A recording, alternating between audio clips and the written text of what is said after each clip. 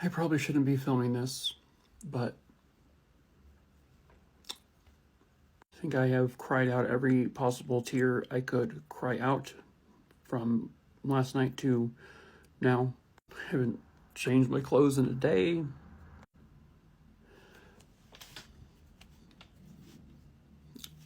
This was my Roxy. As of about an hour ago, she has crossed the Rainbow Bridge. The people at the vet office were incredible. They were incredibly kind, but it was also the worst experience of my life.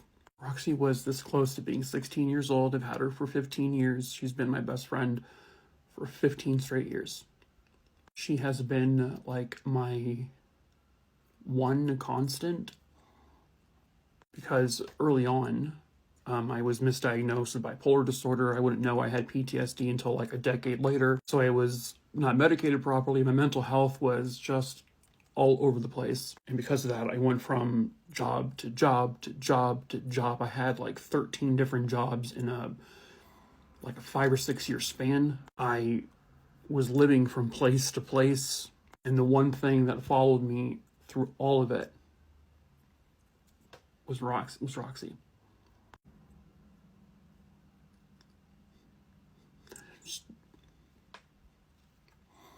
This dog saved my life. And she was the start of the sea of dogs that we have now in our family. Not these last couple weeks, she couldn't walk, she couldn't stand up, she couldn't do anything. And I couldn't see her like that anymore.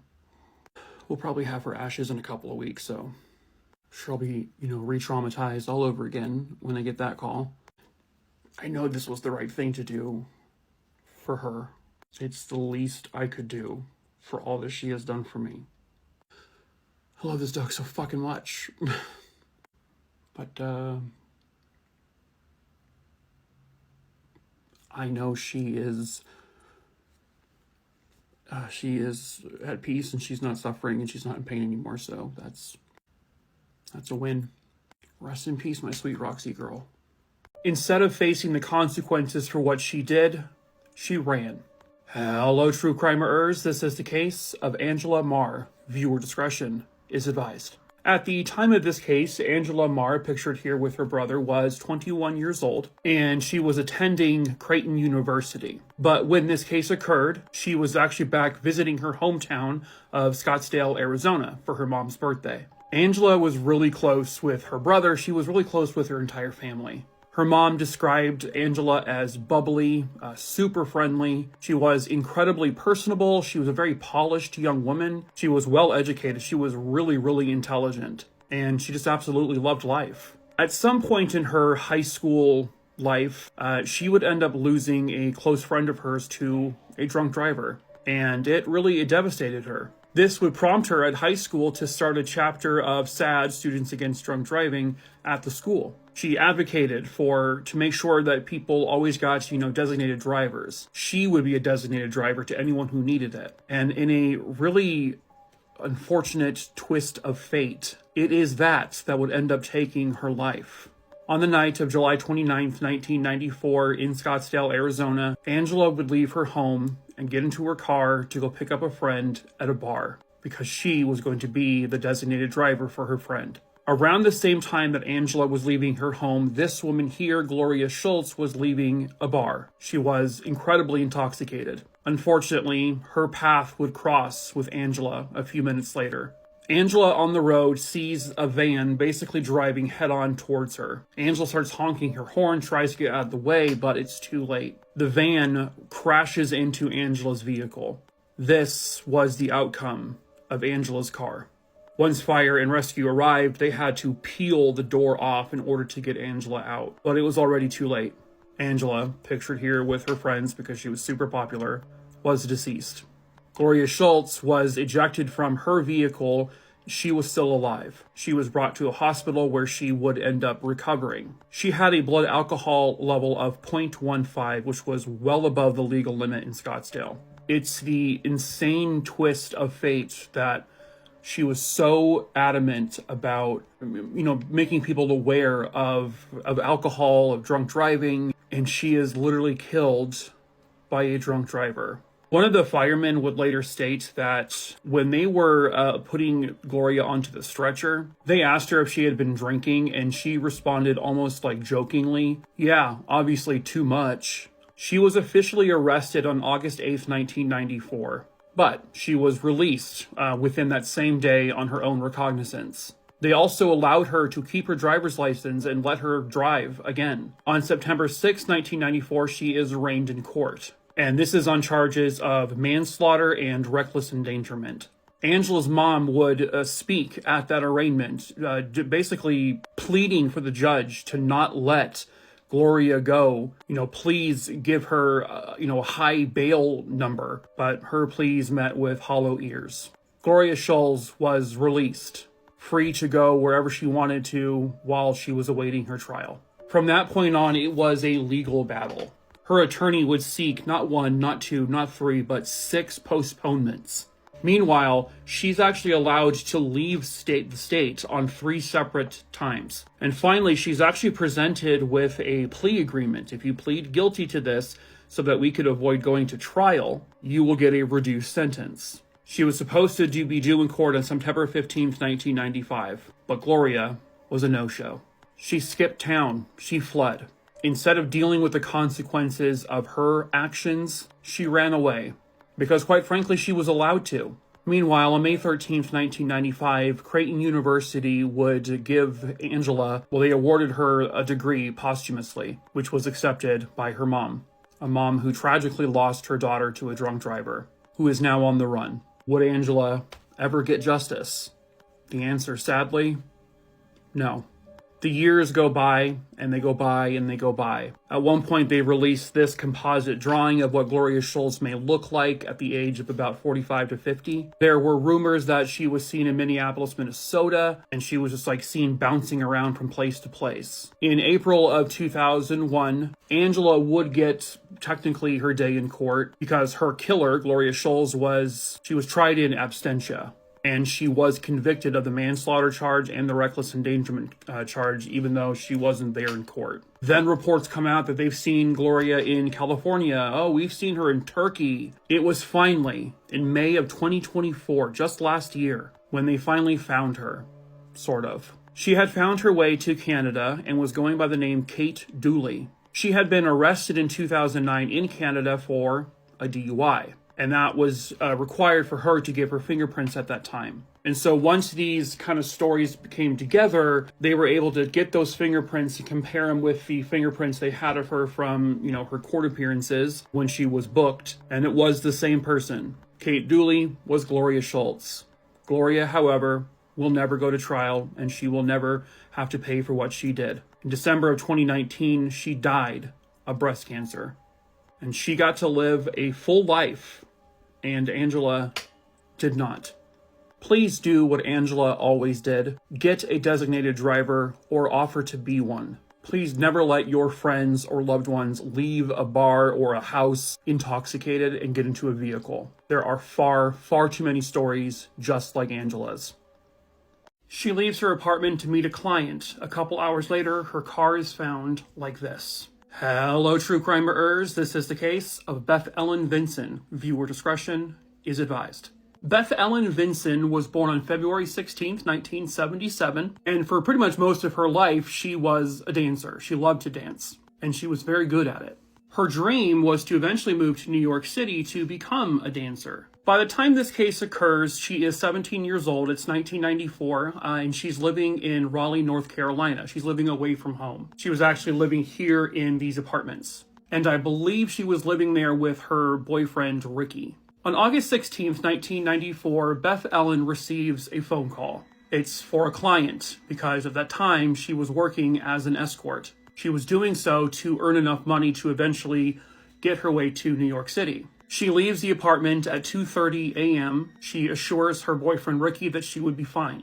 Just 3 hours later, at 5:30 a.m., a used car salesman was pulling into his car lot when he notices this vehicle parked in the middle of the driveway into the lot. At the time the driver's side door was open, the car was still on, it was running, and the music was playing. And lying on the driver's side was one single shoe. The other shoe was nowhere in the car. There was no signs of a struggle in the car, like no broken windows, no blood, or anything like that. But they would determine that this car belonged to Beth-Ellen Vinson. And now the 17-year-old girl is missing. So they put out a missing persons report and police get involved right away. From what I understand, the car itself doesn't really yield much physical evidence. There were no cameras outside the car dealership at that time. This was, 1994, and so they really had no luck there. About a week later, on August 23rd, 1994, there were some people who noticed a smell outside of their business. When they went to follow where it was coming from, they found in a ditch under a piece of cardboard the body of a woman, later identified as 17-year-old Beth-Ellen Vinson. Beth had been stabbed 15 times at least. A month after her murder, police would receive an anonymous letter stating that Beth-Ellen Vinson had been doing work for some unsavory characters in the area. And the letter claimed that Beth-Ellen was trying to blackmail these unsavory people, but there has never been any proof of that. Had they been able to trace that call that she received about meeting a client? I'm assuming they've looked into it and it's led to nothing. A couple of years go by and they release to the public some new information. A couple rings and her purse had been stolen from the vehicle. They just don't know if this was like a robbery that went wrong. Was she lured out to meet this person? Or was that call that she took to meet a client, was that completely unrelated to this? And then just by chance, she's like, the way her car is found, it's just so unusual. It's almost like someone kind of maybe tried to run her off the road or flagged her down or something to get her to stop. Or perhaps this is where she was supposed to be meeting this client. All I know is they don't have a suspect. They don't have any persons of interest. At least not that they've announced publicly. But somebody lured her out of her home. That person may have killed her. Or someone else, just by random chance, killed her. But someone did. Someone somewhere out there has got to know the truth about who did this to Beth-Ellen Vinson. Perhaps that someone is you. It has now been over 30 years. And it's time to stop protecting who did this. You can report your information anonymously if you are afraid. Understandable. But if you know something, if you saw something, you have got to say something. If you have any information on the murder of Beth-Ellen Vinson, please call 919-890-3555. He would eventually escape from prison after murdering 2 officers. Hello, true crimerers. This is the case of Bill Pogue and Conley Elms. Viewer discretion is advised. So this case occurred in the Owyhee area of Idaho, an area known for hunting. And on January 5th, 1981, 2 Idaho game wardens were called out to this area due to there being illegal trappings. Bill Pogue was the responding officer, and he brought along with him Conley Elms. They were contacted by a trapper there known as Ed Carlin, and he had found these illegal traps in, near the area called 45 Ranch. Ed Carlin would tell them about a couple different people. One of those being Claude Dallas. He was being accused of setting these illegal traps. So the officers arrive at one location where the traps are set to be. Then they ask Ed Carlin if you can tell us where we could find this Dallas person. And apparently they could find him near the Bull Camp area of this portion of land. It's a very remote location. There really isn't anyone else around.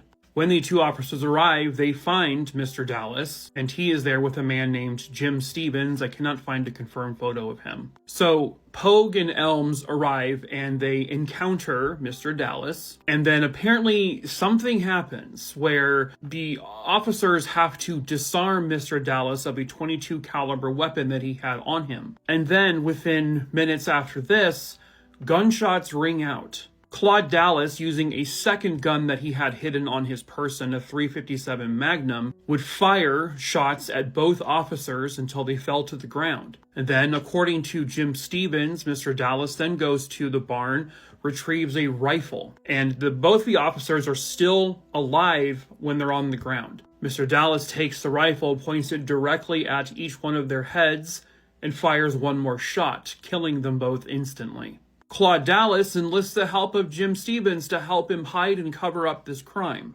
And Jim Stevens obliges, doesn't even, try to help, or, go get help and rat him out to the police. So the two men end up putting the bodies, one on each, a mule they were using. Well, at one point, one of the bodies falls off the mule, so they just tie the body to the mule's leg, and they continue to drag this lifeless corpse along, the area. And then they would eventually get to a friend's house where they would put the two bodies into the back of a Blazer, drove them to the Nevada area where they disposed of their bodies. Their bodies would not be actually located until after the eventual trial. However, it didn't take long for everyone to find out that these two officers were killed, and they were killed by Claude Dallas, but now he's on the run. It took 15 months to finally locate him, and he is arrested and he is charged with first and second degree murder. He tries to say it was all self-defense. They took away my gun, and then I saw one of them grab their gun,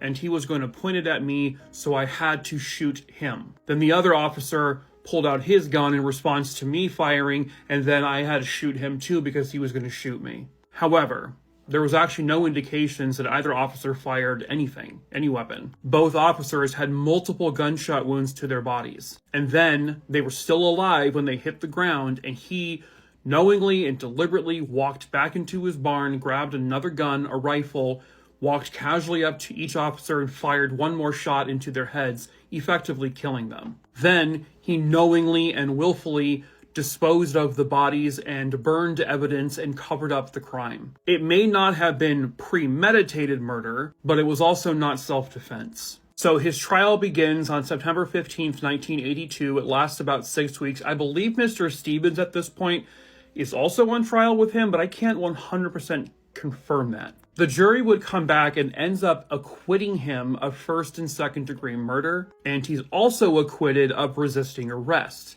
The jury, however, does come back to find him guilty of manslaughter. 2 different counts of manslaughter, as well as 2 counts of use of a firearm in the commission of a felony and a misdemeanor charge of concealment of evidence. He was then given a 10-year sentence for each manslaughter charge, and then an additional 10 years for the firearm charge. It sounds like Jim Stevens was also convicted of similar charges, but again, I'm not 100% positive. Then, in 1986, a few years into his prison sentence, Claude Dallas escapes from prison and goes on the run. And he remained on the run for roughly a year. He was finally reapprehended and brought back to prison. In 2005, after serving about 22 total years in prison, he was released on parole and is now a free man.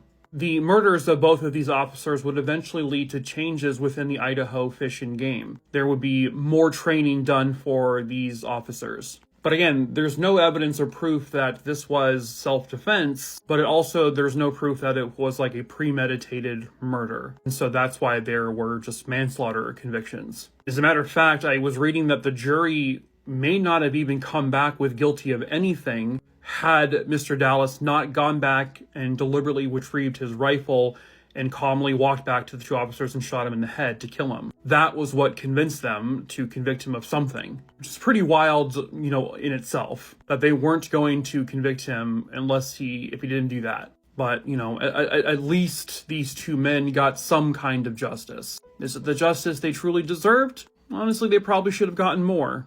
But hopefully their killer isn't out there killing more people. I am a legal advocate. I am a researcher. I've been in the legal field since 2011. And in this capacity, I feel that it's necessary, if I'm going to continue to operate appropriately as a legal advocate, that I start to advocate for myself and also advocate for my daughter. For those of you who don't know, my name is Casey Anthony. First of all, I love the Battlefield Earth Dutch angle thing you're going with. It's great camera work. Very dramatic. What do you mean to those of you who don't? We all know who you are. Do you think people forgot what you did?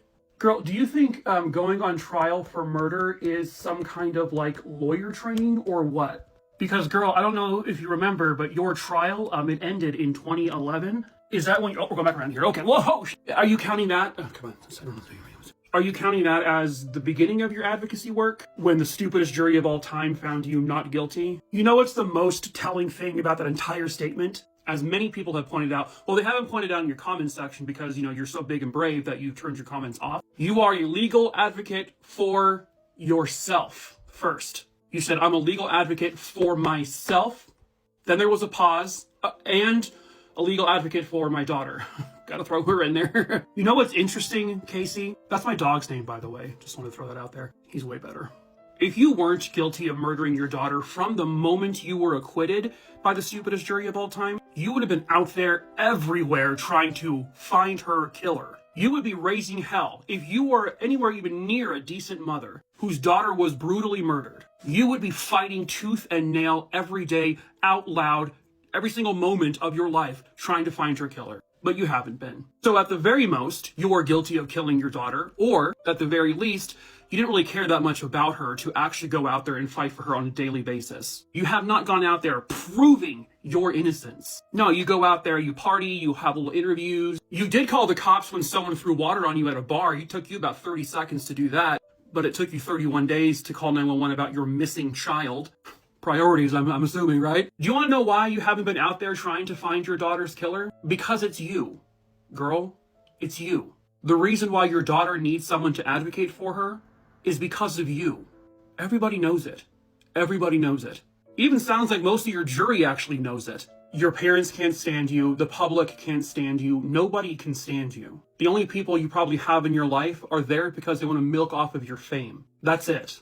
Because for you, there's no such thing as bad publicity. There are over 60,000 people that follow that creature. I strongly encourage you guys, do not do that. Block her. Also, if you didn't know, I tell true crime stories over on my other TikTok page, Making a True Crimerer. I'll link it below. Had to throw in my own little selfish little act there. Oh wait, I almost forgot. Oh, I'm beautiful. How did that happen? Oh, I got a filter on. Whatever, we'll go with it. I almost forgot, Girly Pop. I saw you left a comment on another person's video about you. What's going on with your grammar there? I'll tag the creator in the comments where I saw this comment, but the video, unfortunately, is gone. Is this why your comments are off, though? Because what the fuck is this? Anyway, bye. 35 years after a brutal homicide, the killer is finally captured. Hello, true crimerers. This is the case of Cathy Swartz. Viewer discretion is advised. This case occurred at the Riverside Townhouses, which is located in Three Rivers, Michigan. Cathy Swartz was born in Massachusetts, and when she graduated from high school, she would move to Three Rivers, Michigan. Everyone described her as a really ambitious, adventurous young woman who had a very promising future ahead of her. She loved doing outdoor stuff. She loved camping and hiking, but most of all, she loved being a mom. Her daughter Courtney was born in 1988.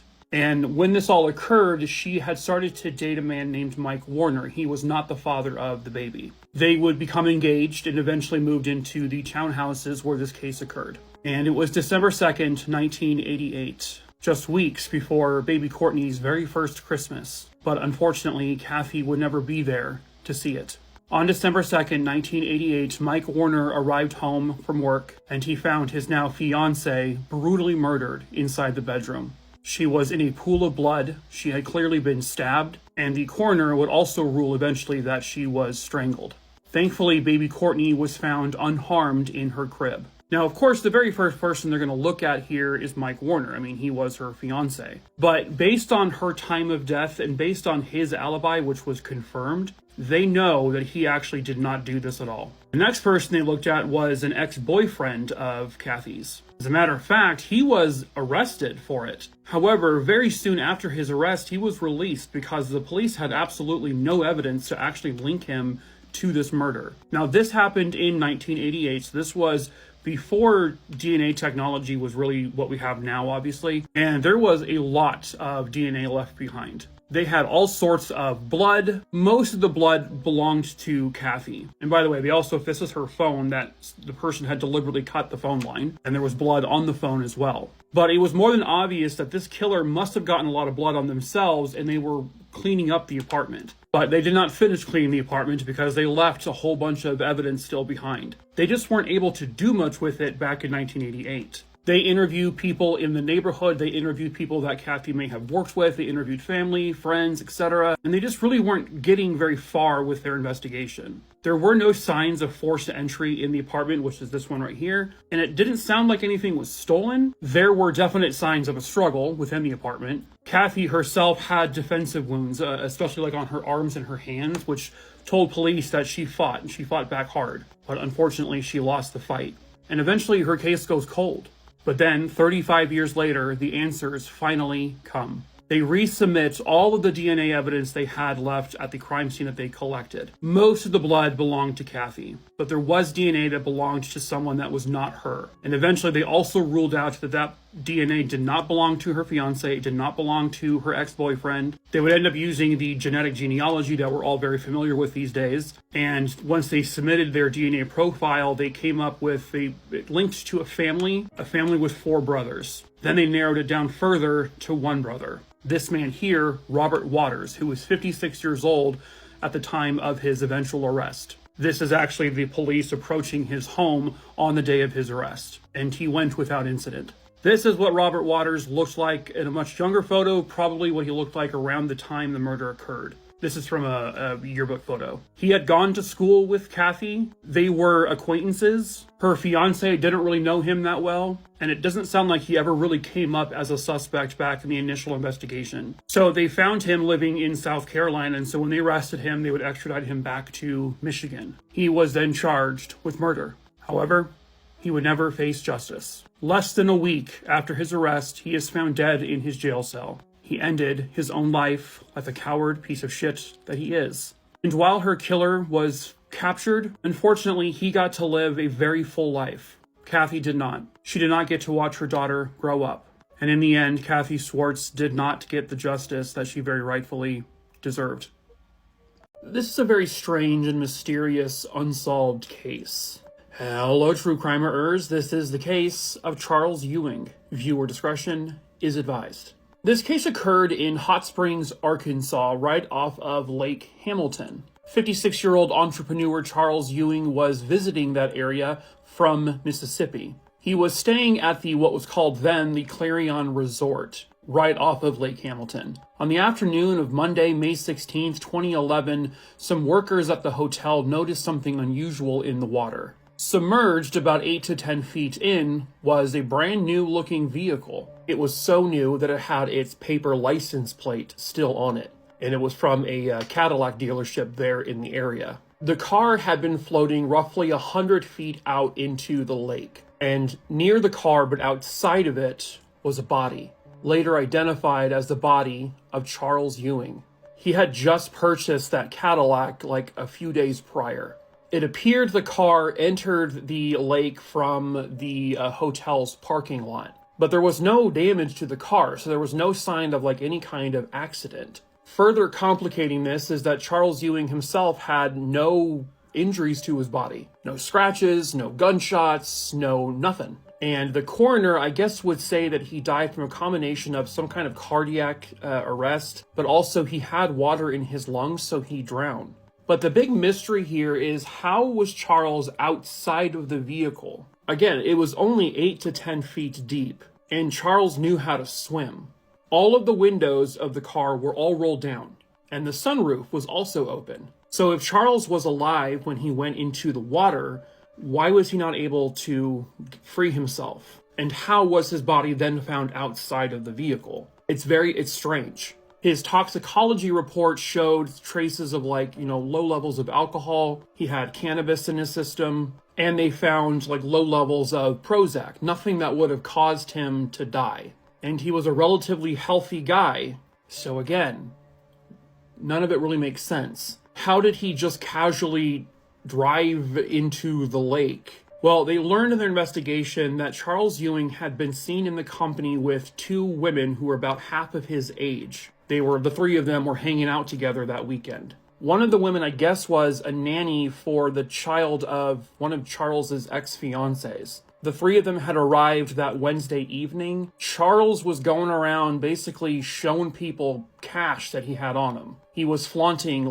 thousands upon thousands upon thousands of dollars in cash. The 3 of them went partying at local bars, strip clubs. And everywhere he went, he was flashing his money. He also showed people a cooler that was also full of cash. The Cadillac dealer who sold Charles the car said that Charles showed him a satchel full of money, and Charles claimed it was about $1 million. The dealer also told the police that Charles had purchased another vehicle before this one. He had also purchased a Dodge Challenger. What police learned next is that Charles, along with these two women, had hired a private masseuse to come to the hotel. The masseuse was dropped off by their manager, and a short time later, the masseuse calls the manager back and says, "You need to pick me up right now." And once the manager got there and the masseuse got into the vehicle, the masseuse said, quote, "Get me out of here. I think they drugged me. My head is spinning and my muscles won't work right." So when she arrives at the hotel, these two women who are with Charles ask the masseuse, "Do you want a beverage?" And she says, "Yeah, sure, I'll take a beer." And so she is handed a beer that has already been opened. She takes several sips from it, and suddenly she begins to feel very woozy and dizzy and ill. Then she sees Charles Ewing come into the room. He himself looks kind of the same. He looks dizzy, he looks unwell, he looks sick. The masseuse said that the two women then presented her with a tray full of drugs and said, "Hey, do you want to do some of this?" And she's like, "No, thanks." Charles Ewing was so unwell that he basically got up and went back into another room, and the masseuse never saw him after that. She says that these two women were handing her objects in the room like a remote control, amongst other things, almost encouraging her to touch these items. My assumption is to plant fingerprints. What makes matters even more bizarre is that while he is sitting at the bottom of a lake, drowned, all the way in his home in Mississippi, that exact same day, his home is broken into. It's completely ransacked. There was even a secret compartment that his daughter knew about that when she went to the house noticed that that secret compartment was opened. There was several $1,000s worth of cash missing from the home. They also found his personal papers in the backyard, I guess. Someone had taken them from the home and lit them on fire. Again, while he's dead at the bottom of a lake. And the two women he was with, police just let them leave. They didn't really question them as suspects. They found a stun gun in the car that they were in that Charles had purchased for them, but they collected that stun gun as evidence, but they let the two women go. And the case was ruled an accident. Charles Ewing went into the lake by accident, and then he just sort of sat there and drowned. His daughter believes that there's a possibility he was injected with some sort of drug that's really difficult to detect in a basic toxicology report test. And so those were never actually checked for. To back that up, they have the masseuse's story that within minutes of drinking this beer, she felt really sick and woozy, and she saw Charles looking the exact same way as her. Now, some of his cash that he brought with him was found in his hotel room, along with his glasses, which was also strange because Charles needed those glasses to drive his car. It's very strange that he would ever even get into the car without his glasses. But other money that he had been there with was not found. The cooler full of cash was not found anywhere. Not in the hotel room, not in his trunk, not in the car, nowhere. So they believe it was stolen. Or he spent it and got rid of the cooler. Apparently in 2017, Charles Ewing's ex-fiancée would call Charles' daughter and say, "I know who killed him, but if I'm going to talk to you, I need $25,000. The daughter was like, "I'm not buying this, no." So a lot of very strange circumstances surrounding this case. Did Charles really go into that lake by accident? Was he so inebriated, even though the toxicology report didn't show that he was highly intoxicated, but woozy or tipsy enough to get into his car and just drive into the lake? Why not try to swim out of it? Well, he was out of the car, so what happened? And what kind of coincidence is it that his home was being robbed and cash stolen from his home in Mississippi while he's dead at the bottom of a lake? And what about those two women? Well, police really never questioned them thoroughly, and at this point, nobody knows where they are. I don't even know I can't even confirm their names. It's just all very strange. Someone somewhere out there might have information, might know the truth about what actually happened to Charles Ewing. Perhaps that someone is you. If you have any information on the death of Charles Ewing, please call 501-321-6789. Oh, Jesus. It looks like he's doing the face. Anyway, this guy's a piece of dick. He became a wanted fugitive in 1980. Hello, true crimerers. This is the case of Chief Greg Adams. Viewer discretion is advised.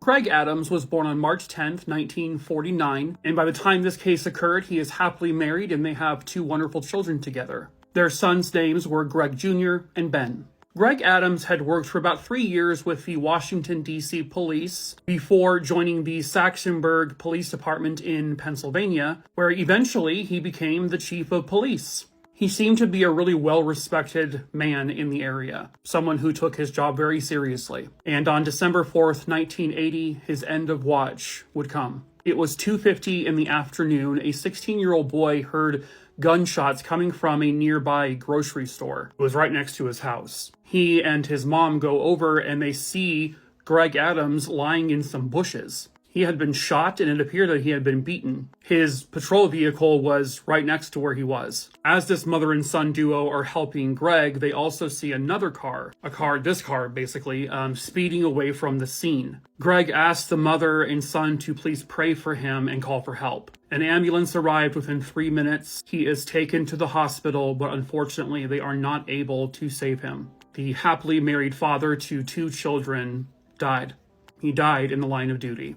Greg had 2 gunshot wounds. He had also been beaten in the face. Next to his patrol car, they found a driver's license, and the license belonged to a man named Stanley John Portis, which they believed at the time was whoever the person was that shot Greg. This was a routine traffic stop by all accounts. So they go looking for this man on the driver's license, but they find out something kind of surprising. The man on the driver's license, he died in 1948. However, they find that man's ex-wife, and they find her. She tells them, well, the driver's license you found was my former husband. However, that license is now being used by my new husband, a man named Donald Eugene Webb. He had assumed the identity of her deceased husband years prior. He was a part of a gang called the Fall River Gang. They would rob homes, they robbed stores throughout the area, and was considered part of the mob.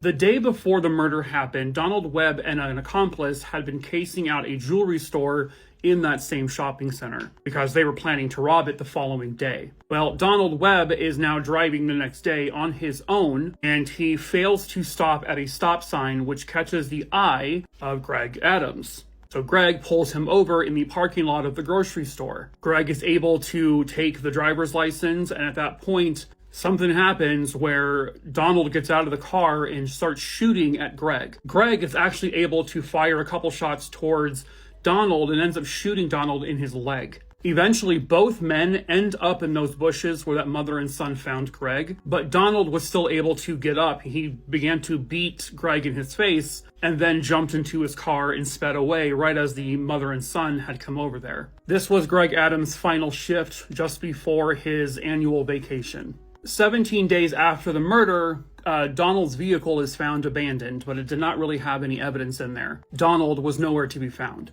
Donald Webb would end up on the FBI's most wanted list, and he was there for quite some time. He actually was on it for one of the longest times in recorded history. He was finally removed from it in March 31st, 2007. They put out some new composite drawings of what he may look like as a much older man, but it was not helping. They were not able to find him. He was a fugitive for a very long time, and there was a reason why that was. Now, Donald's wife, who was the one who told police about his identity, well, in 2016, police found her living in a home in North Dartmouth, Massachusetts. She had been living there since 1997. When they're investigating that house, because they had a warrant to do so, in the basement, they found that there was a secret room built onto it. And in that room, they found a cane. When asked about it, Lillian, the ex-wife, just confesses. She told police that she had been harboring Donald after the murder took place. So Donald had been shot in the leg by Greg Adams. He goes to a hospital in a way, way far away town and uses a fake name. He's actually in the hospital being treated for a month because that's how bad the leg injury was. Hence why they found a cane in the basement of this home. Lillian took Donald back into her house after he got out of the hospital and hid him in a secret room in that house. Then she bought this new home in 1997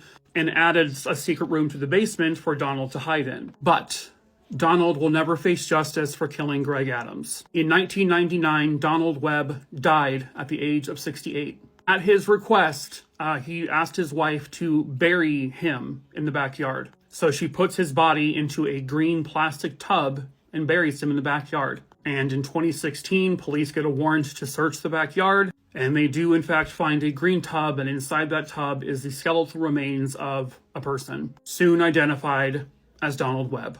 Unbelievably, Lillian was given immunity for basically telling her version of the story. So even though she harbored a cop killer for about 19 years, she will never face any prosecution for doing so. Donald Webb is dead. He'll never face the music either. And so in the end, Greg Adams, this caring, loving father and husband, will never get the justice that he very rightfully deserved. This has to be one of the most terrifying things a person could ever experience.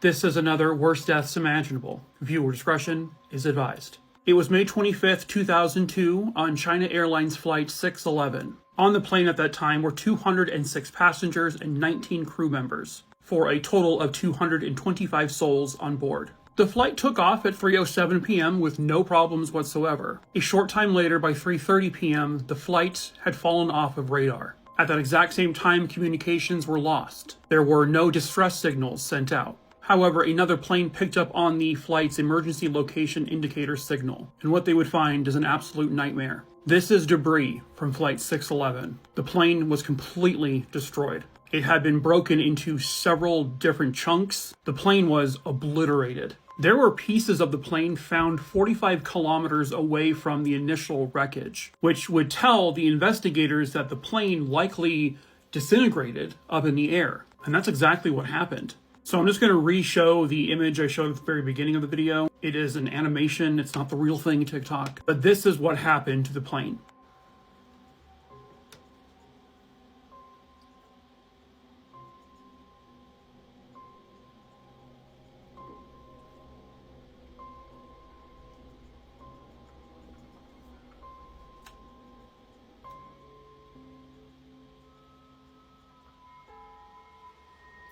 The investigation determined that there was some obvious structural damage to the plane.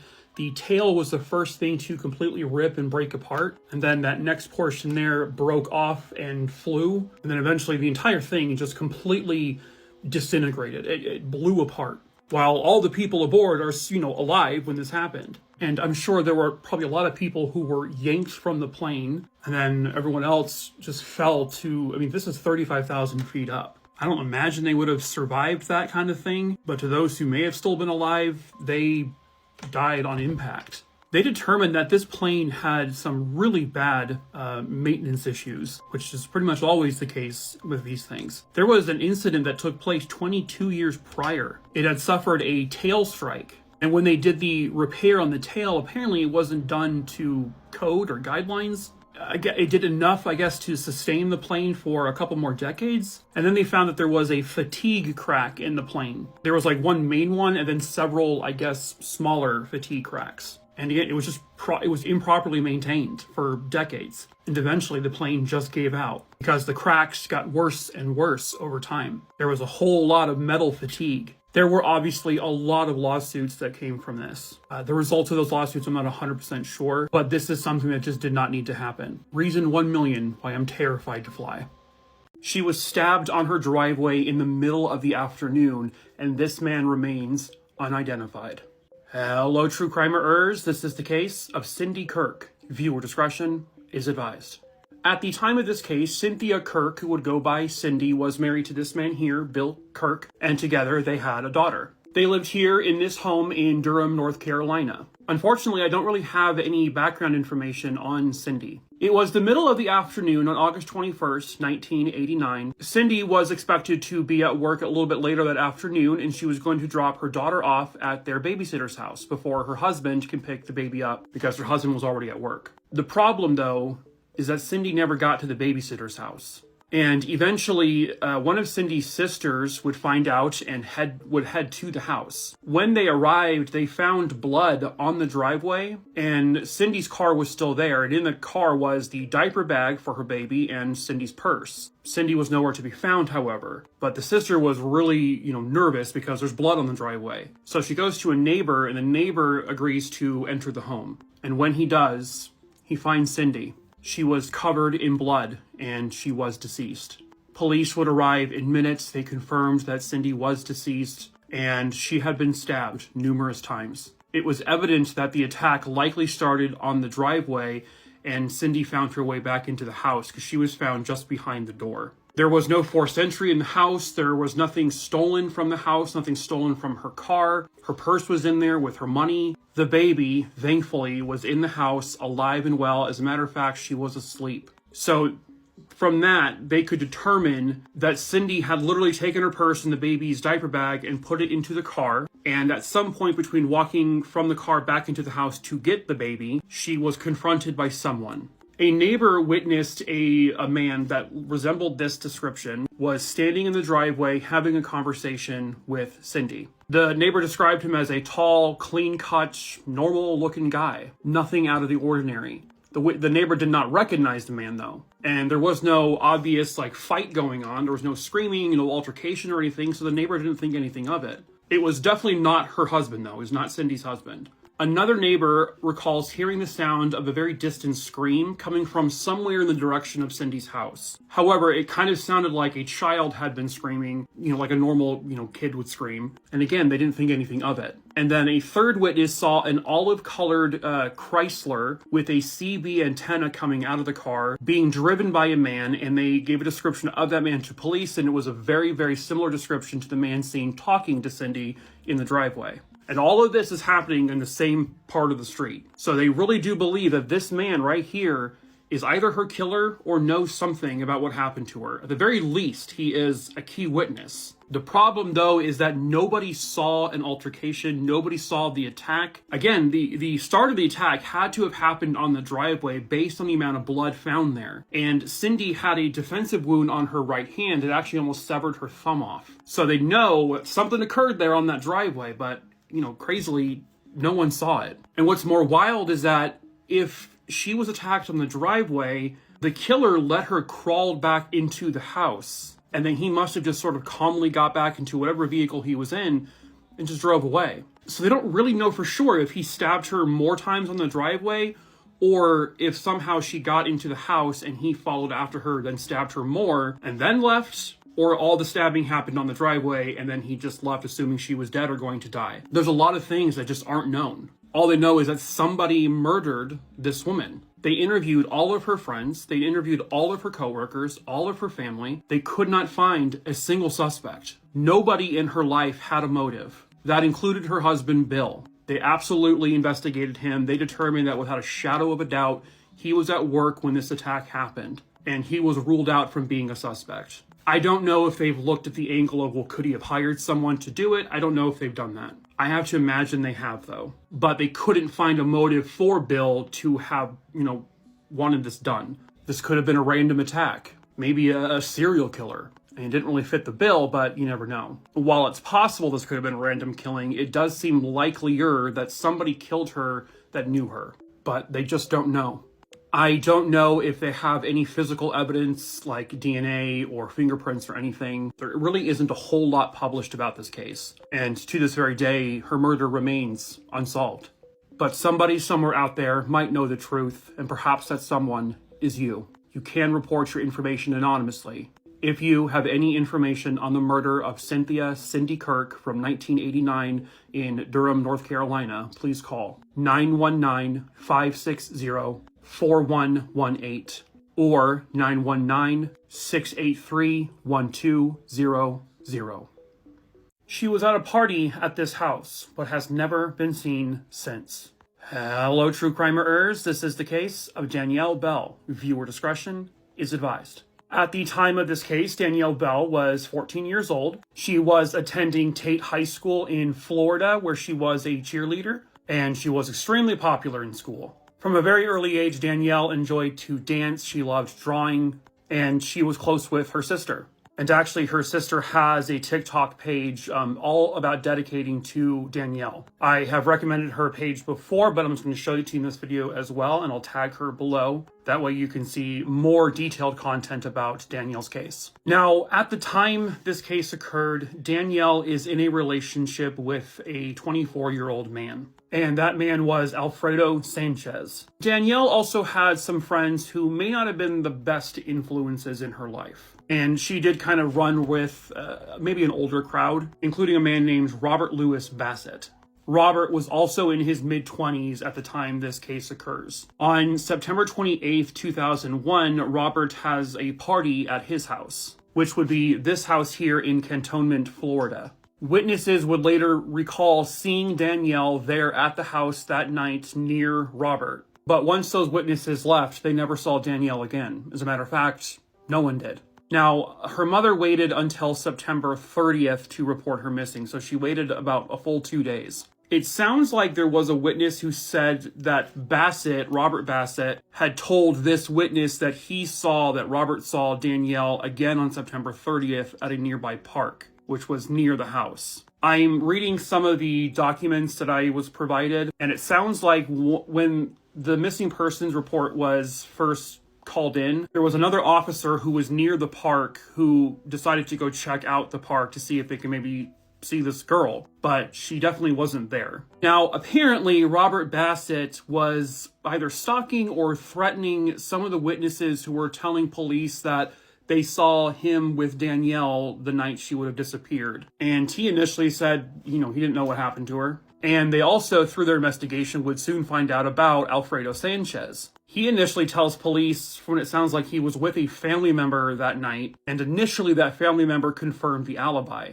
I can tell you now that it looks like sometime later that witness would recant that statement. And it turns out that Alfredo had lied to police about where he was the night Danielle disappeared. He knew Robert Bassett. And there are only unsubstantiated claims that people saw Danielle at that one park on September 30th. But really, the last time anyone can actually confirm that they saw Danielle was the night of September 28th. Something had to have happened to her that night. In their investigation, they found out that she had thought she was pregnant or said she was pregnant around that time, which probably Alfredo Sanchez was not too keen about. So not only did he lie about his alibi that night, but he also told police, I'm seeing in one police document that he said he hadn't seen her for 3 months, but another article said 3 weeks. Regardless, he claimed he hadn't seen her for quite some time, which also is believed to be a lie. Alfredo would later be convicted of lewd and lascivious behavior with a minor. Actually, at least 2 minors, one of them being Danielle. So he was convicted for being involved with Danielle and another young girl. In 2007, he was also charged with perjury charges for lying about where he was the night Danielle was last seen. However, he has never been charged with connection directly related to the disappearance of Danielle Bell. But he is currently still in prison, convicted of the other charges, and has a release date of 2046. Yikes. Robert Bassett has also found himself in prison. Numerous charges of assault and battery, including against his own wife. Not to mention property damage, criminal mischief, burglary, domestic violence. And he, too, has also not been directly accused of or charged with anything to do with Danielle's disappearance. There was a point where they searched the septic tank on Robert Bassett's property, and after he went to jail, they were able to search his property, but it has not yielded any evidence as to what may have happened to Danielle, because something had to have happened at this party, but no one is saying anything. There was also a body discovered near the property where this all happened, and there was sort of like this initial that maybe that's Danielle, but it turns out it was not. Danielle is still missing. Something happened to Danielle that September 28th evening in 2001, and it sounds like the 2 men who are currently in prison are likely involved with something that happened to her. And both of them are in jail now. If you are afraid of them, you don't have to be anymore. You can come forward to police. You can report your information anonymously. You don't even have to say who you are. Her family just wants to bring her home. And, it does sound like that she probably won't be coming home alive. But her sister, her family, they deserve to lay her to rest. If she's out there alone in some shallow grave somewhere in God knows where, that's not fair. That's not right. If you saw something, you have got to say something. If you have any information on the whereabouts of Danielle Bell, please contact the Escambia Sheriff's Department at 850-436-9620. You can also contact the Missing Children's Hotline at 1-855-733 5567. And please make sure you also follow this TikTok page. I will link it in the description below to get further information about the case. If you have the information to bring Danielle home, please come forward now. Maybe she deserved it, says Richie, about a 14-year-old girl who has not been seen since 2001, who is in all likelihood presumed dead. Richie here says maybe she deserved it. I don't know if you know this, Richie, but Danielle Bell's sister, Danielle, who's in the case I was covering where this comment came from, yeah, her sister is on TikTok and can see your comment. As a matter of fact, I know she did see your comment because she responded to it. You are saying that a 14-year-old girl deserved, in all likelihood, to be murdered. And what? Put in some shallow grave somewhere out there in the world where no one can find her? Alone in a hole somewhere in the dirt, and the people who did it to her won't say anything, won't tell her family so that they can bring her home. She deserved all of that. Okay. Ah, yes, you have a cross as your profile photo. Okay. Yeah, we're going to have to maybe change that a little bit. Is this how you represent the cross, Richie? By saying that 14-year-old girls deserve to have been murdered? Maybe someone needs to look into you, Richie. Have you purchased any shovels, Richie, in your life? You sound like someone who's probably dug a few of those holes that have never been found. I would say you should be ashamed of yourself, but I really don't think you are capable of doing that, so go fuck yourself, Richie. Go fuck yourself. He died a hero, and 36 years later, his murder was finally solved. Hello, true crimerers. This is the case of David Malcom. Viewer discretion is advised. David Malcom, pictured here with his sister, at the time of this case was 26 years old. David was a musician. He loved playing the guitar. He was very well educated. He was extremely intelligent. But at his core, David was truly the kindest of people. And I know you hear that a lot during, true crime cases, but for David, it seems like that was the absolute perfect way to describe him. David was all about helping other people. He was such a caring and generous person, and he cared about others. It seems like he would put others before himself. About a year prior to this case, David had started working at a homeless shelter. He became trained in suicide prevention, and that would help him eventually become a counselor, because David's passion was about helping people. And he would also be working at a Red Cross emergency shelter. And unfortunately, it is there where he would lose his life. David's body was found on February 12, 1987 in the Red Cross shelter. They believe he had been killed likely the night prior. David had been stabbed to death. It was brutal because David didn't have enemies. There wasn't anyone who hated the guy. At first, police would focus on, I guess, a co-worker at the time, but they never had any evidence to say, this was the person who did it. Police learned that David had been working a 24-hour-long shift at the Red Cross shelter. Like I said, it was his passion. They found out that a teenage girl came in and she was trying to get away from her abusive boyfriend, her violent, abusive boyfriend. She was desperate for someone to hide her or help her. And that's when she came across David Malcom at the Red Cross shelter. He hid her inside the building, and then the abusive boyfriend came in and demanded to know where this girl was. David said, "I have no idea, nor if I did, would I tell you." David saved that teenage girl's life that day. He just would never know it because someone came in and stabbed David Malcom to death. This abusive boyfriend, whoever he is, stabbed Malcom and killed him because he wouldn't say where the girl was. That's who David was.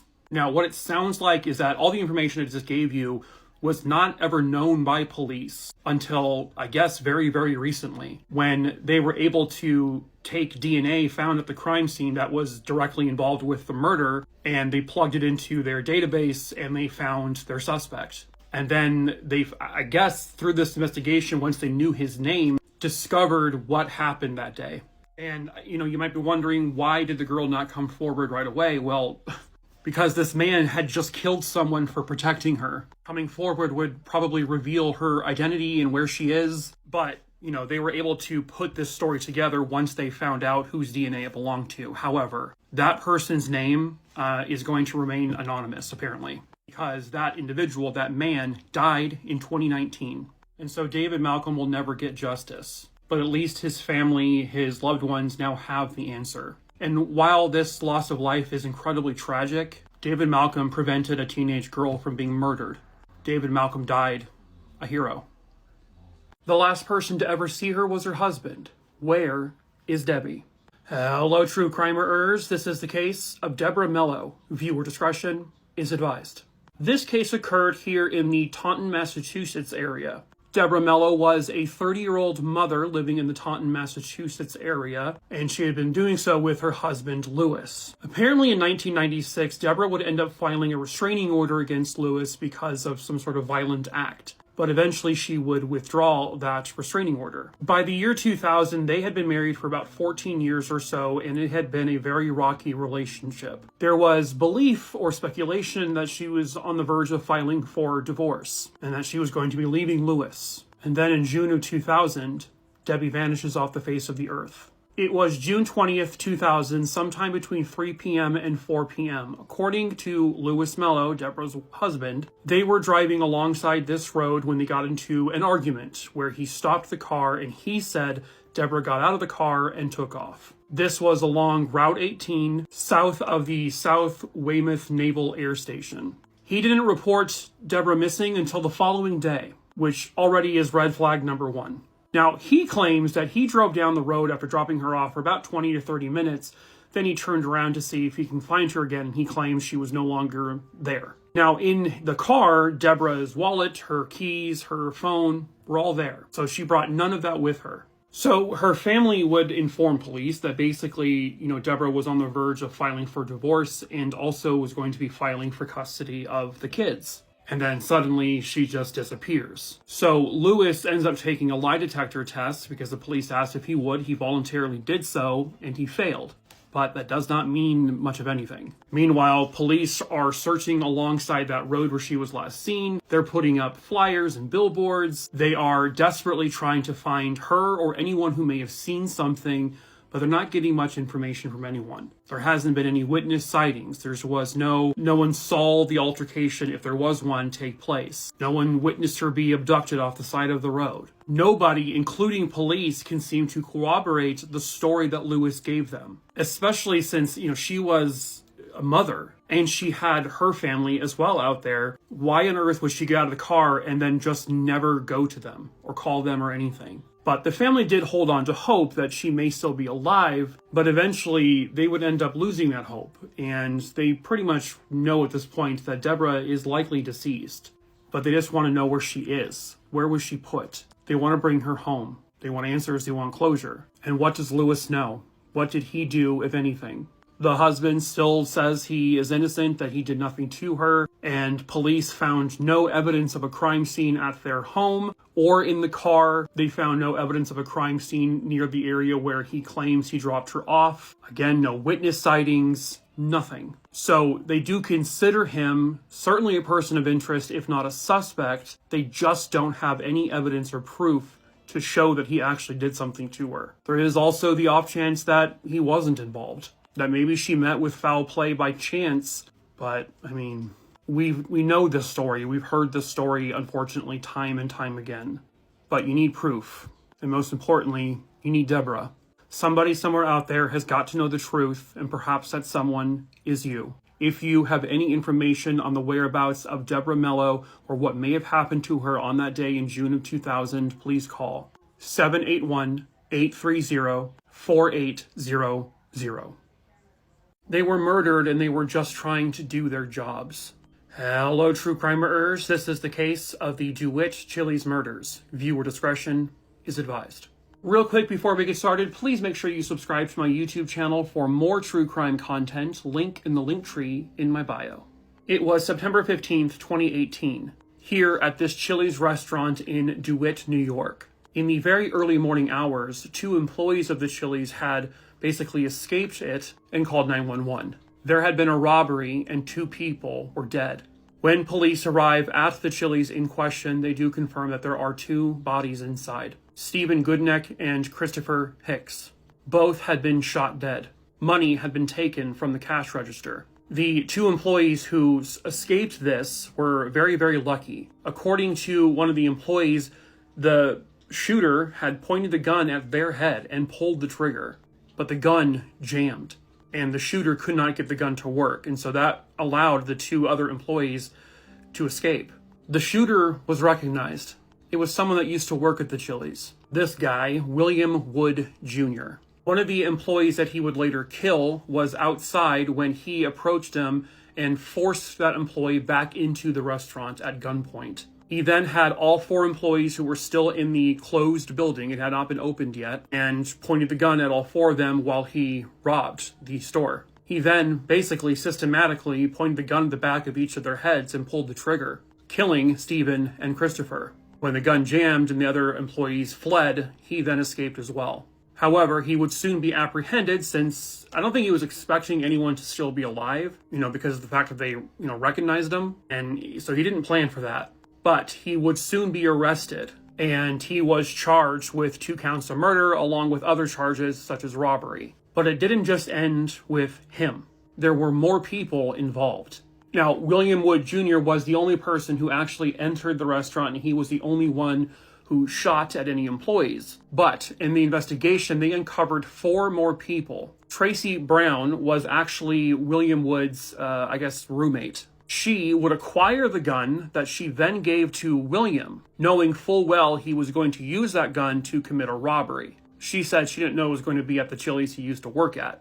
But does it matter? They would also come across a man named Ronald Green, the guy in the top corner there. Well, they uncovered that he was William's getaway driver. William ended up confessing and throwing him under the bus. This guy here, Jerome Pinkard, he was the guy that actually gave the gun to Tracy, who then gave it to William. And then Ryan Brown was actually Tracy's son. His involvement was that he deliberately withheld information from the police. He hindered the investigation. Initially, they were going to basically say, we're putting the death penalty on the table for you, William. But he would end up taking a plea deal.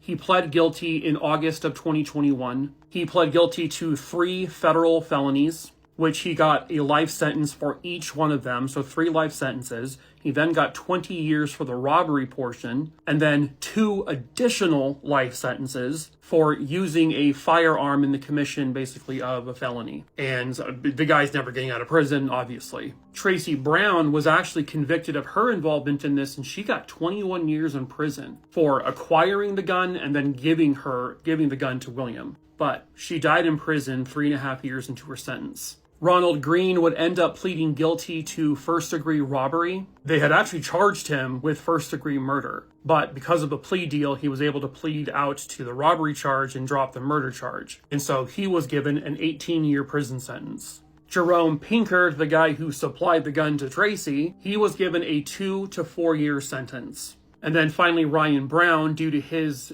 hindering of the investigation, he was given a 2 1/3 year to 7 year sentence in prison. 5 people, all caught up in the same murder. And the guy who did this, the guy who actually killed these 2 individuals, he will never breathe free air again. The person who ultimately gave that murder weapon to him is now dead. So in the end, these 2 guys did get the justice they very rightfully deserved. He was on the run for 2 years for a brutal murder. Hello, true crimerers. This is the case of Elwyn Jones. Viewer discretion is advised. This case occurred in the Wilkesboro area of North Carolina. Unfortunately, I cannot find a photo of the victim, but 33-year-old Lisa Jane Jones worked in the Wilkesboro area. This was her recently ex-husband, Elwyn Jones, a 49-year-old DJ in the area. Elwyn and Lisa had separated in 1994, and it caused Elwyn to go into a spiral, and he became very depressed. But he was also incredibly jealous. If he saw Lisa with someone else, it would flip a switch. It got to a point where he actually started to stalk her and followed her around town. On July 23rd, 1994, Lisa would drive into the parking lot of her work. She would never make it inside. After she stepped out of her vehicle, witnesses saw Elwyn take Lisa and drag her away. He dragged her several feet away from the car, where he threw her onto the ground, pointed a gun at her, and fired 5 times. He hit her all 5 times, and she was killed. And then Elwyn, like a coward, runs. For the following 2 years, he is on the run. Everybody knows it was him. There were numerous witnesses who saw this happen. It happened super fast, by the way, so there was no time for anyone to stop him. Eventually, he's found in Rome, Georgia. So he is arrested in 1996 and he goes on trial. He testified at trial. He basically said he killed his wife. Lisa had began a relationship with a younger man, younger than Elwyn, and Elwyn hated that. It threw him into an absolute rage. And so one day while he was stalking her, he follows her to work, drags her away from her car, and shoots her 5 times. Because, well, he's a piece of shit.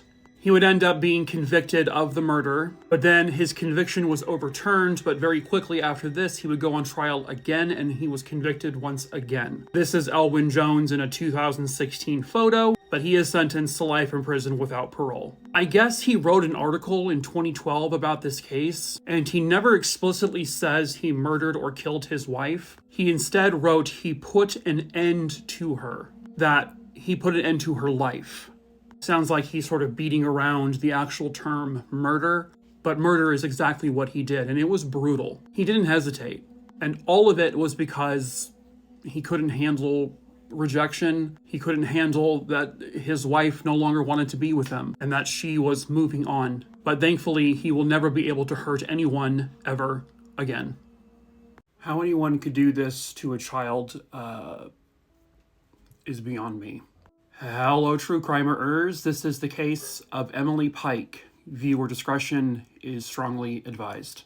Emily Pike, pictured here in the middle, was just 14 years old when this occurred. And this literally just happened. Her family would describe her as a very, very kind, sweet young girl. She was just such a happy kid. Emily loved painting. She loved art. She was basically drawing something every day. Her dream was to go to college and pursue the arts, but that will never get to happen. Emily Pike is also an indigenous young girl. Her family lives on the San Carlos Apache Reservation, and that's located in Arizona. But when this case occurred, she was actually living in a group home in Mesa, Arizona. From what I understand, on January 27th, 2025, Emily Pike had walked out of the group home and was never seen again. I don't know the reasons why, but what I do know is that her case manager took a week to notify Emily's mother that she was missing. A week. Emily did have a history of running away, so the mother obviously should have been notified immediately. Regardless of her past of running away or not, how do you not... And for the following 2 weeks, Emily was just considered a runaway. She would come back, surely, even though no one had heard from her, no one had seen her for 2 weeks. But then on February 14th, 2025, they finally found out that Emily will never be coming home alive. Near Globe, Arizona, off of the US 60, someone discovered a couple of black trash bags. These right here. When the bags were opened, human body parts were found. It was the dismembered body of a young girl. There was a torso, a head, there were arms. The body, however, was missing its legs and hands. There was severe trauma to this person's head, blunt force trauma injuries. However, the exact cause of death has not either been determined or has not been released. The body would soon be identified as the missing 14-year-old girl, Emily Pike. Her mom would say, quote, "Why did it have to go that far? She was just an innocent. She was a baby. It's a pain that I hope no other mother would ever have to go through." It's incredibly disturbing, horrific. Why? Why would anyone do this to a child? According to an article, I guess police had potentially 3 suspects in this. However, those suspects' names have never been released publicly because the investigation is still very, very early. I'm filming this on March 4th, 2025. It's only been a few weeks since she had been discovered. I don't know much about, in terms of what, if they've looked into the group home she was staying at and why it took a week to report her missing to her mother. I have to imagine that's going to be an issue. But ultimately what this is about is that somebody murdered this 14-year-old child and dismembered her, put her in trash bags, and threw her away like she was garbage. And somebody needs to be held accountable for that. Somebody somewhere out there has got to know the truth. This just happened. Surely someone has talked. Someone has accidentally said something, and maybe you're afraid to come forward out of retaliation. Well, you can reach out to the police and report this information anonymously. They just need to know who did this so that person can be arrested. If that person is you, who knows anything about this case, you, again, report anonymously. Please reach out to police, and please call 928-402-4373. That's the Gila County Sheriff's Office. The Bureau of Indian Affairs number, you can call them as well, is 202-208-5116. And the San Carlos Apache Tribal Police is 928-475-1700. So there are 3 different places you can call if you have information. Please help Emily, this 14-year-old child, and her family get the justice she very rightfully deserves. This is one of the last known images of a 14-year-old girl who vanished a couple months ago. Hello, true crimerers. This is the case of Enci Aubrey Wu. Viewer discretion is advised. This case occurs in the Palmer Township area of Pennsylvania, where 14-year-old Enci Aubrey Wu lived with her mom and her stepdad. Aubrey is a freshman at the local Easton area high school. Her mom, Jade, was actually originally from China, and was a single mom until she moved to the United States, where she would meet John Gehrman. Aubrey it sounds like kind of your typical teenager, obsessed with her cell phone and being on the internet. So her parents got her own cell phone, but they would find out about 6 months after they gave her the cell phone that she ended up getting a second secret cell phone. And she ends up paying secretly for a new iCloud account, which went against her parents' rules. But when the parents found out, they took away both of her cell phones. And that takes us to January 10th, 2025. From what I understand, her parents did see her that evening, and they just assumed that she was in her bedroom. When they get a knock at their bedroom window, and also people are knocking on their back door, and eventually their front door.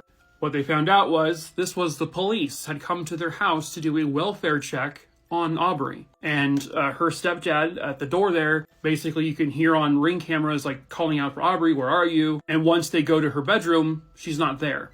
They would later see on other camera footage that Aubrey had managed to squeeze her way out of a window that only opened to about 8 or 9 inches. She then basically crept across the roof and she shimmied her way down using a grate and then took off. The welfare check was reportedly called in by Aubrey's boyfriend's mom. It did not sound like her parents knew about this boy. However, the boyfriend apparently hadn't seen or heard from Aubrey in 24 hours. And so he was really concerned and nervous, so he told his mom, and his mom called in the welfare check. And that's when police get there and they find out that Aubrey is gone. And she has been gone ever since. And at that point, she's obviously reported missing because when the police get there, she's not there. And a search for her begins. This is when they essentially discover that Aubrey had gone to, the Wawa grocery store in Whitehall Township, Pennsylvania. Cameras would catch her entering and leaving the store on January 11th, 2025, so the day after she's reported missing. This is an image of her entering the store, and these are really the last known images of Aubrey anywhere. So she is seen sneaking out of her house at 6:38 p.m. on January 10th. Then she is spotted here at the grocery store. But there have been no more confirmed sightings of her ever since. And they are now frantically and desperately trying to find her, trying to get her to come back home. It's really unclear about the exact circumstances of what happened. There is a belief that she was lured out of the home, possibly by an adult that maybe she didn't know well, maybe someone she met on the internet. There is a potential theory out there that this came from some sort of human trafficking situation. She is just a 14-year-old kid, and she may have gone somewhere with someone she didn't really know that well, thinking that she could trust this person. But I'm filming this now on March 5th. It's been nearly 2 months since she was last seen. Her mom and her stepdad are out there every single day. They're going on the news. They are pleading for, if Aubrey sees it, to please call home, to go home, or to anyone out there who knows anything about this case. Maybe you saw her in the grocery store that night. Maybe you saw her after it. Maybe you know something, anything. Again, this is a 14-year-old child who is missing. Surely somebody somewhere out there has got to know the truth about where she is and what happened to her. And hopefully she can be brought back home safely. If you have any information on the whereabouts of Enci Aubrey Wu, please call 610-759-2200. If you need to remain anonymous, you can. They just need the information on how to find her. So if you know anything, please call. He left his home to go on a ski trip. 2 days later, his body is found. Hello, true crimerers. This is the case of Eric Keller. Viewer discretion is advised. I don't have a lot of background information on Eric. I do know at the time of this case, he was 41 years old. He was married. He married his wife in 1982. At one point, they lived in Reddington in New Jersey. But Eric got a job in San Jose, California for a company called Silicon Graphics. So he moved there while his wife stayed in New Jersey. On January 9th, 1999, Eric gets into his 1998 Saab, this exact one here, and his plan was to drive to the Alpine Meadows ski resort. He was going to go on a one-day skiing trip. This is something he did all the time. He actually was expected back the following day on January 10th, but he never showed up back home. He never came to work again, and so he was reported missing by his family. On that same January 10th day, the day he is reported missing, later on that evening, his Saab is found abandoned. It was found near Interstate 80 near Vacaville, California, and it was found by a California highway patrolman. There were no signs of a struggle, no sign of a crime scene in the car. There was no blood, no hair, nothing that would say something really horrible happened in this car. Then, the following day, another discovery.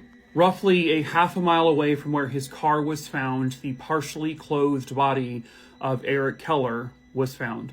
Eric had several blunt force trauma injuries to his body. So within days of the official autopsy, this was declared a homicide.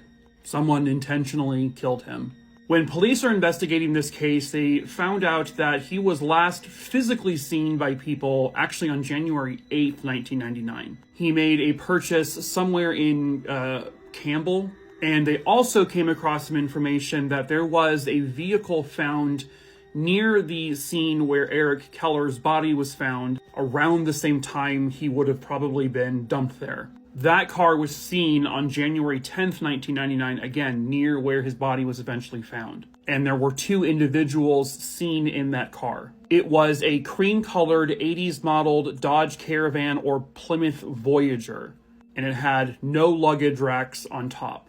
Both individuals seen with the vehicle were both male. One was a white male, the other was a dark-skinned male, possibly Hispanic or black. But there really isn't much of a detailed description of either man. According to the Attorney General's website on this case, those men are not considered suspects. They're just at this time considered possible witnesses. They may have seen or heard something, but those men have never come forward. Someone somewhere out there knows the truth about what happened to Eric Keller and why he was murdered. Was this a robbery? Did he go on this ski trip with other people? That's not really known. They're still trying to figure that out. Did he meet someone at the ski resort that maybe followed him? Was this a robbery that went wrong? Did someone target him specifically? These are questions the police still need answered. If you have any information on the murder of Eric Keller, please call 707-449-5267. She walked out of her apartment to go to work and has never been seen since. Hello, true crimerers. This is the case of Gail Knowlton. Viewer discretion is advised. So this case occurred in Salem, Massachusetts, and it was back in 1992. 33-year-old Gail Knowlton lived in an apartment with her husband and their 16-month-old baby. She also had kids from a previous marriage, and the husband she had now was actually paraplegic. Apparently, Gail was on some kind of probation, something to do with her kids from her previous marriage, and it's mentioned in the report about this just simply because it may have something to do with what happened to her, or it may have absolutely nothing to do with it. But there really isn't much information about it. On January 21st, 1992, Gail would leave her apartment located right here in Salem, and she was going to be going to her job at the Sears Credit Bureau. And her job was not far from where she lived. Gail never made it to her work. Gail has never been seen again.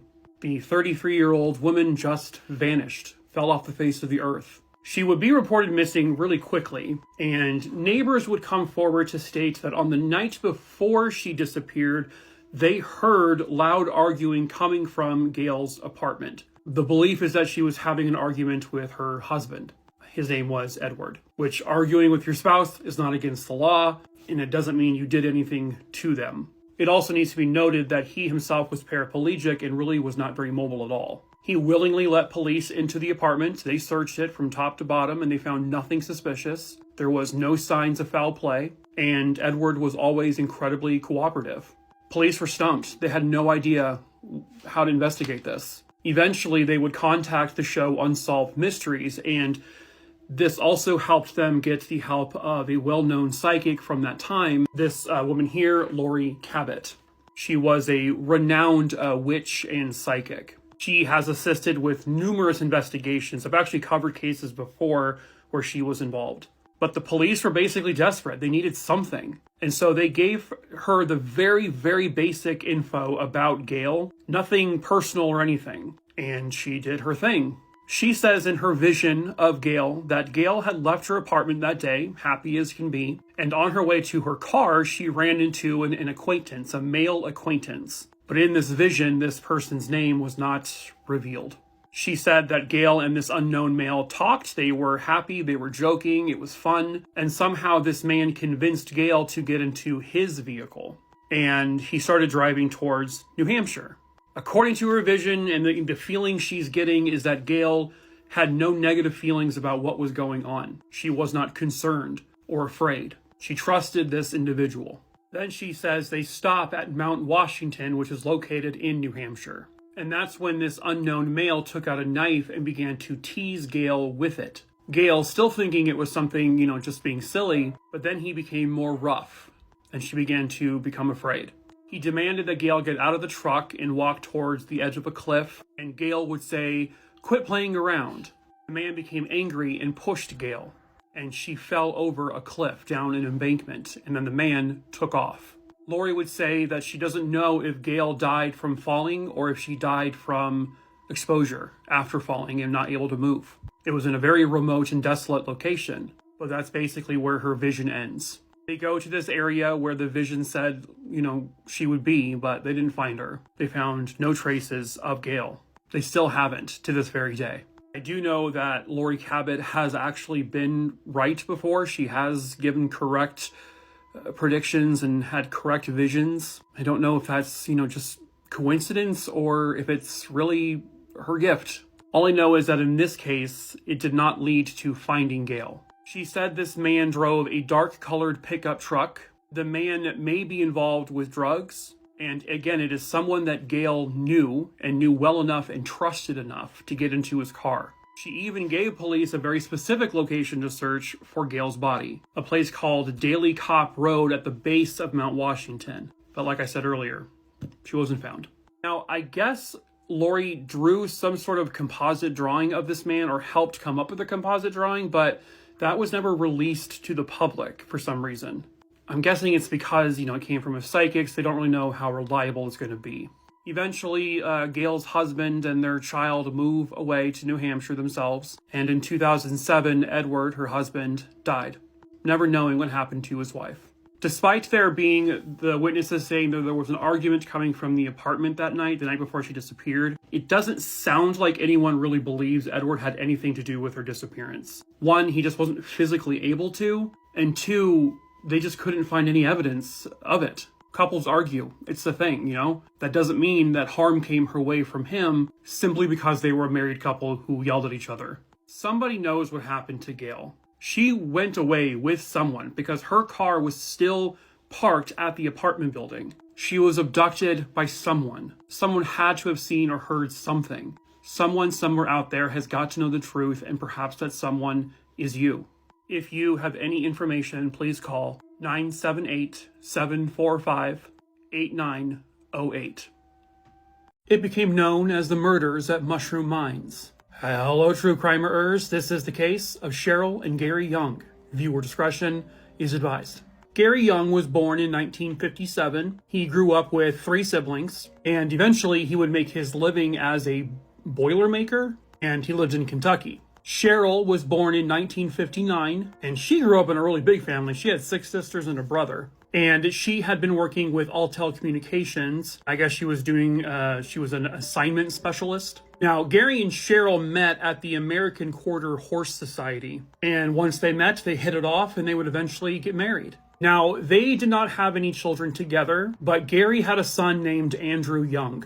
And apparently, Andrew caused problems with, Gary frequently. And Andrew did not really get along so well with Cheryl and Gary. And on January 16th, 2004, Gary and Cheryl Young vanished. And the family also noticed that their car was missing. Eventually, the couple is reported missing. A short time after they were reported missing, their vehicle was found abandoned, but it didn't really yield a lot of clues or evidence. This is when police would begin to question Andrew Young because they found out that he had a very rocky, tumultuous relationship with his dad and his dad's new wife. They wanted to bring him in for questioning, but they couldn't find him. But he ends up calling police and basically admits that he killed Gary and Cheryl. He said he could lead them to the bodies. He would direct them to the Carter County mines, specifically the mushroom mines. On February 7th, 2004, Gary and Cheryl Young were finally found. Both of them had been killed by multiple gunshot wounds. Gary and Cheryl were forcibly kidnapped from their home, and that occurred on January 14th, 2004. Andrew, along with his girlfriend Stephanie Griffith, I guess hid in the house, and eventually they would come home and they would kidnap the couple. They would drive them out to the mines where they shot them both dead, and then planted their car in another location. Andrew Young would end up taking a plea deal in order to not get the death penalty. And in July of 2004, he was convicted and sentenced to life in prison without parole. Stephanie Griffiths was charged with relation to the crime. She would end up pleading guilty to first-degree burglary and 2 counts of criminal facilitation to commit murder. And she was sentenced to 10 years in prison for each charge. And it sounds like she has recently been released on parole. In terms of Andrew's motive, it doesn't sound like they really truly figured that part out. They didn't find any financial issues in Andrew's life, but he did have not a great relationship with his dad and Cheryl. But whatever the case may be, he is the one who did it. He confessed to doing it. He killed his own father, 2 innocent people, and he is now exactly where he should be, locked away where he can never get out.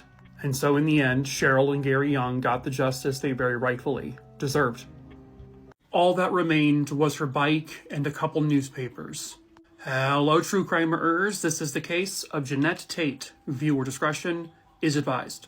At the time of this case, Genette Tate was just 13 years old. She was the only child to John and Sheila Tate, and her family were living in Devon in England.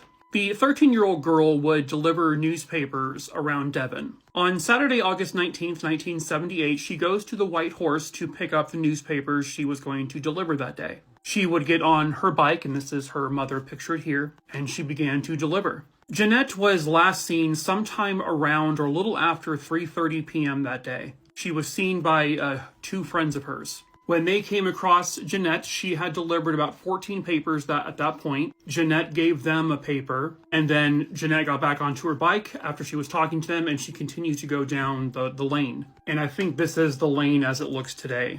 Apparently, this was not Genette's normal route. She was actually doing a route for a boy who could not deliver the papers that day. And unfortunately, this would be the last time anyone ever saw her again.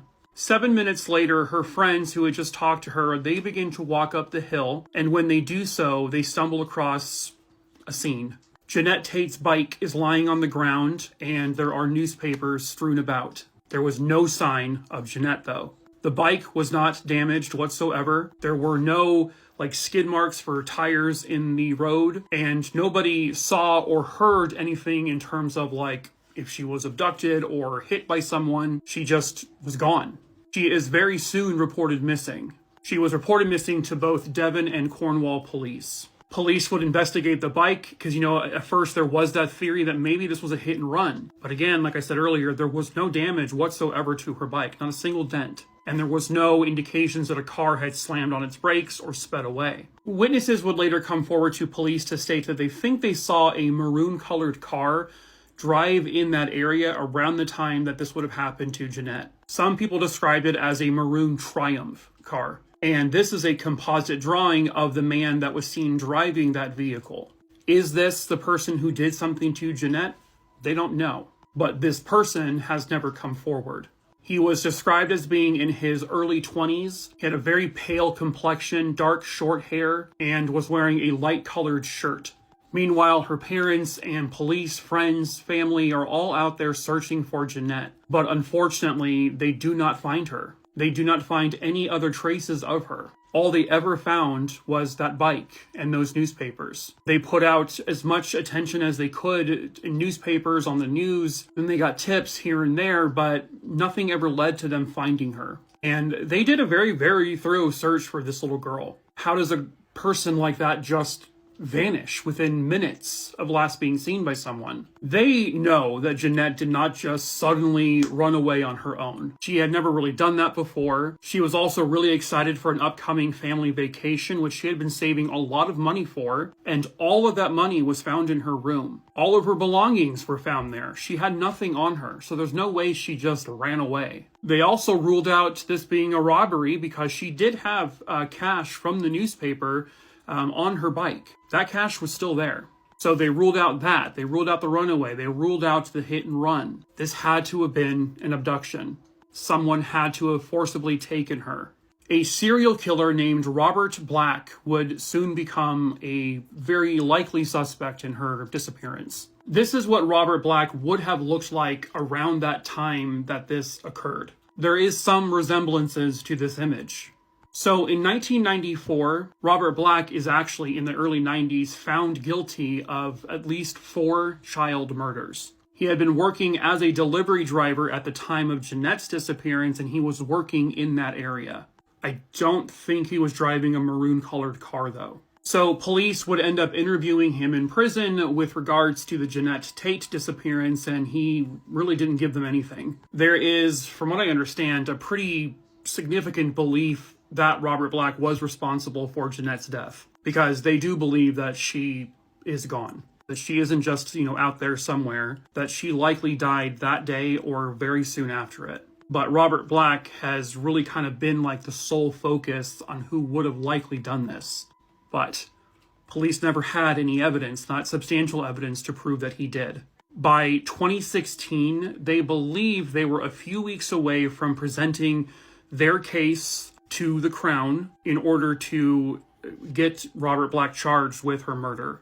But that would never come to fruition. Robert Black, pictured there in the blue, he died in prison in 2016, never admitting to killing Genette. And with his death, pretty much came the end of any chances of, charging him, even if it's after the fact. And that posthumous charge will likely never happen. In August of 2018, Genette's father made pleas to the public. If you have any information, please come forward. They just wanted to bring her home. They want Genette home. They want to bury her. He actually even said that he wasn't 100% positive that Mr. Black was her killer. He wanted actual, tangible proof that it was him. He wanted to give his daughter a proper burial, and that day for him would never come. In April of 2020, at the age of 77, Genette's father, John Tate, died, never knowing what happened to his daughter, never getting the answers, never getting the closure, and most importantly, never getting to bury her. It has now been over 40 years since Genette Tate vanished. 40 years of not knowing where she is, and 40 years of not knowing exactly what happened to her. Within 7 minutes of talking to her 2 friends, she disappeared forever. Somebody somewhere out there might know the truth still, the truth that can help bring her home, even if there won't be any charges put on anyone. If you have information about Genette Tate's murder and kidnapping, please contact the local authorities in Devon. Don't let Genette Tate's disappearance remain a mystery forever. So there's a new true crime inspired show on Paramount Plus that comes out on March 20th, which with me filming this is tomorrow. It's called Happy Face. Melissa, You Can't Hide Forever. So it is the story of Melissa Jesperson Moore, who at age 15 discovered that her father, Keith Hunter Jesperson, was the serial murderer known as the Happy-Faced Killer. And this is the real guy, Keith Hunter Jesperson. I don't believe I've covered his case yet on this page, but I do know he is on my list. It's interesting because, like, the Happy-Faced Killer, there are, there's different ones, because there's also that alleged happy-faced killer who may have killed, I don't know, dozens or hundreds of college-aged dudes found in bodies of water, and there's like a smiley face found, spray painted near where their bodies were found. It's kind of more of like a conspiracy theory type thing. But this guy was another happy-faced killer. He was named the happy-faced killer because he was one of, many serial killers who would send letters into the police, and he always drew a little happy smiley face on those letters. So they confirmed that he's killed at least 8 people. He claims to have murdered up to 160. But yeah, this show, I guess, is going to be about him. I think it's 8 episodes long. It sounds like they're premiering 2 episodes tomorrow, and then the rest are like a week-to-week thing. And Dennis Quaid plays the guy. So yeah, I'm interested to check it out. I'm probably going to watch it, so I just wanted to let you guys know, because, if you're on this page, you like true crime, and this is an actual show based on an actual case. And so whenever the season ends, I'll maybe post a review on my other page, the Make It an Entertainment page. I'll link it below. But yeah, check it out. Maybe it might be interesting to you. This is one of the most disturbing plane disasters I've ever heard. Hello, true crimeers. This is the case of the Helios Flight 522 disaster. Viewer discretion is advised. It was August 14th, 2005. Helios Airways Flight 522 was taking off from Cyprus. On board were 115 passengers and 6 crew members, making a total of 121 souls on board. Ultimately, its destination was going to be the Czech Republic, but unfortunately, it did not make it that far. An hour or so after takeoff, flight control was no longer hearing from Flight 522. So the Greek military would send up some F-16 fighter jets, and they wanted to see what the heck was going on. And when they, flew up next to it, they saw something quite haunting. The pilot was not seen in their seat. The co-pilot was slumped over in theirs. When suddenly they see someone enter the cockpit with some kind of oxygen tank. Later, it was discovered that that was a crew member. His name was Andreas. He kind of waved a little bit to the fighter jets, but definitely seemed disoriented. It appeared he was trying to take control of the plane, and then the left engine faltered, and the plane began to rapidly descend. And it was heading right towards a highly populated area. Andreas, who had limited flying training, managed to, steer the plane into a less populated area, directly into a hillside. And it crashed into a hillside about 25 miles outside of Greece. The plane was completely obliterated. All 121 people on board were killed on impact. The bodies were so badly burned you couldn't tell any of them apart. What happened? What exactly made this occur? Well, a few minutes after takeoff, there was an alarm that was sounding inside the cockpit. The pilot and the co-pilot had thousands and thousands of flying hours between them. The warning they heard was a cabin altitude warning, but they confused it with another one. They thought it was the takeoff configuration warning. But with a cabin altitude warning, they're not supposed to continue to, go up. But they continued to ascend to 12,000 feet, and up and up and up and up they kept going. What they were not realizing, the pilots, was that in the cabin, all of the oxygen masks had deployed. A gradual loss of cabin pressure started. The oxygen levels within the plane began to just drop drastically. The pilot was trying to relay information to the tower, but it got to a point where he sounded very disoriented, or he was just repeating himself. And that's because he was then experiencing hypoxia, just like everyone else on the plane was experiencing. When you have these low levels of oxygen in your body, it causes confusion, restlessness, rapid heartbeat, difficulty breathing, and eventual loss of consciousness. Everyone on board was completely out of it. It's believed that none of them probably died from this. They were all just unconscious. And once air traffic control was aware of the situation, they brought up the fighter jet. That's when they saw one person, Andreas, go into the cockpit with it. He had his reserve oxygen tank, and he was trying to do something, but he didn't have the experience and he couldn't do it. So he then steered the plane to crash into a hillside, knowing full well he was going to die. But before the plane crashed, and what's kind of most disturbing about this is that this was literally a plane at that point full of ghosts. I mean, it was a ghost flight. It was literally on autopilot, flying basically around for hours, with no one conscious on board, until Andreas was able to regain consciousness and do what he did. When that plane hit the mountainside, that is when everybody died. They died on impact. Autopsies would later show that pretty much most of the people on board were still alive when the plane hit. There were reportedly issues with this plane, and it had been worked on. There was like an inspection that was requested that happened just before takeoff. Because previously they had a door that froze on the plane. They were hearing weird sounds. There was a pressurization leak check done. And so the person who was working on it set the pressurization system to manual, but when he was done, he forgot to turn it off of manual. He was supposed to set it back to auto. So as the plane began to ascend, the cabin was depressurizing the higher and higher it went, but no one was really aware of that until it was too late. And as to why the experienced pilots ignored all the warnings, I don't know. And why the warning for cabin pressurization issues is the same as the takeoff configuration issue, I don't know either. I know the families of the victims would end up suing the airline, and the airline was shut down in 2006 permanently. It's just so haunting to think about how quickly it happened and how slow it probably was for all of them to lose consciousness, and then for them all to just be alive, but not there. You have a plane full of almost deceased people flying around in the air for hours, with nobody controlling the plane. I mean, it's just so frightening to think about. And I can only hope that none of them were alert when that plane was about to crash. Hello, true crimerers. This is the case of Janie Perrin. Viewer discretion is advised. Real quick before I get started, please make sure you subscribe to my YouTube channel for more true crime stories. Link in the link tree in my bio. This particular case occurred here in Bourke, which is in New South Wales, Australia, and it happened back in 1990. 73-year-old Janie Perrin was a mother and a grandmother, and she was living in her home alone at the time this case occurred. On November 3rd, 1990, some neighbors of hers were concerned that they had not seen or heard from her, because usually she would come out and say hi, they would talk, and so they felt something was off, and so they contacted police. Police would go to her home, and looking through a window, they could see Janie lying on the ground.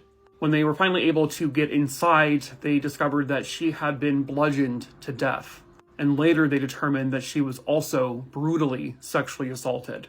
They believe that she had been killed sometime after 9 p.m. the day before she was discovered. They had witnesses to say that she had walked into her flat on that particular evening around 9 p.m. And then after that, nobody saw her again. So at some point, at least one attacker, I've been reading one place that there might have been multiple attackers, entered her home probably to rob her, but then sexually assaulted her and then bludgeoned her to death. There were items missing from her home, so this was definitely a robbery. But unfortunately, they have not been able to uncover the identity of who ever did this to her. Whether it was one person or a couple people, they have investigated leads and tips, but nothing has ever come to fruition. Whoever would do something this heinous to an elderly woman, a defenseless, frail woman, living alone, I mean, that's a fucking monster.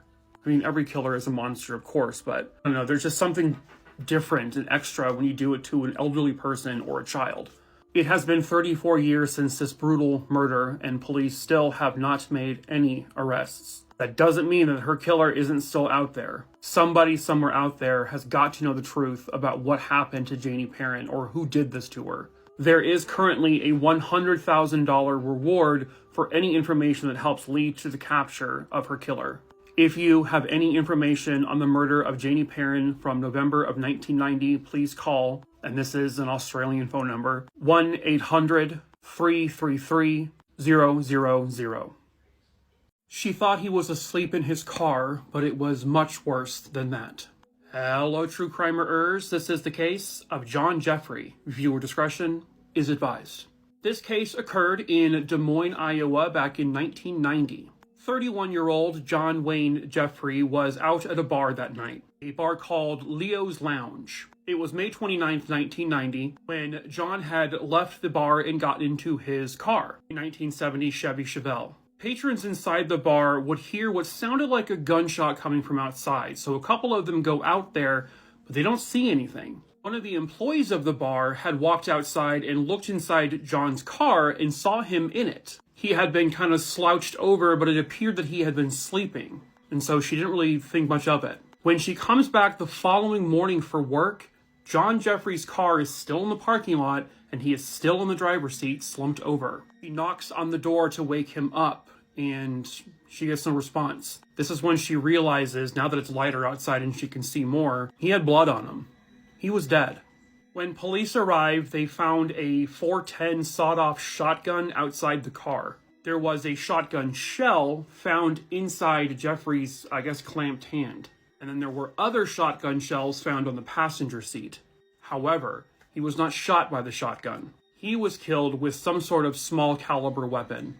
About a year prior to this, John had completed a rehab program for drugs and alcohol. He hadn't even touched alcohol for that entire year. But for some reason, this particular night, he went to the tavern and he did have a drink. According to his wife, at some point that evening, John actually came home and he was very agitated. He was bothered by someone at the tavern. As a matter of fact, it was 2 people that bothered him. Apparently, this was related to the fact that these 2 men owed John money, but they had yet to pay him back. He was mad because he saw them at the bar paying for alcohol, and he's like, if you have money for that, you can pay me my money.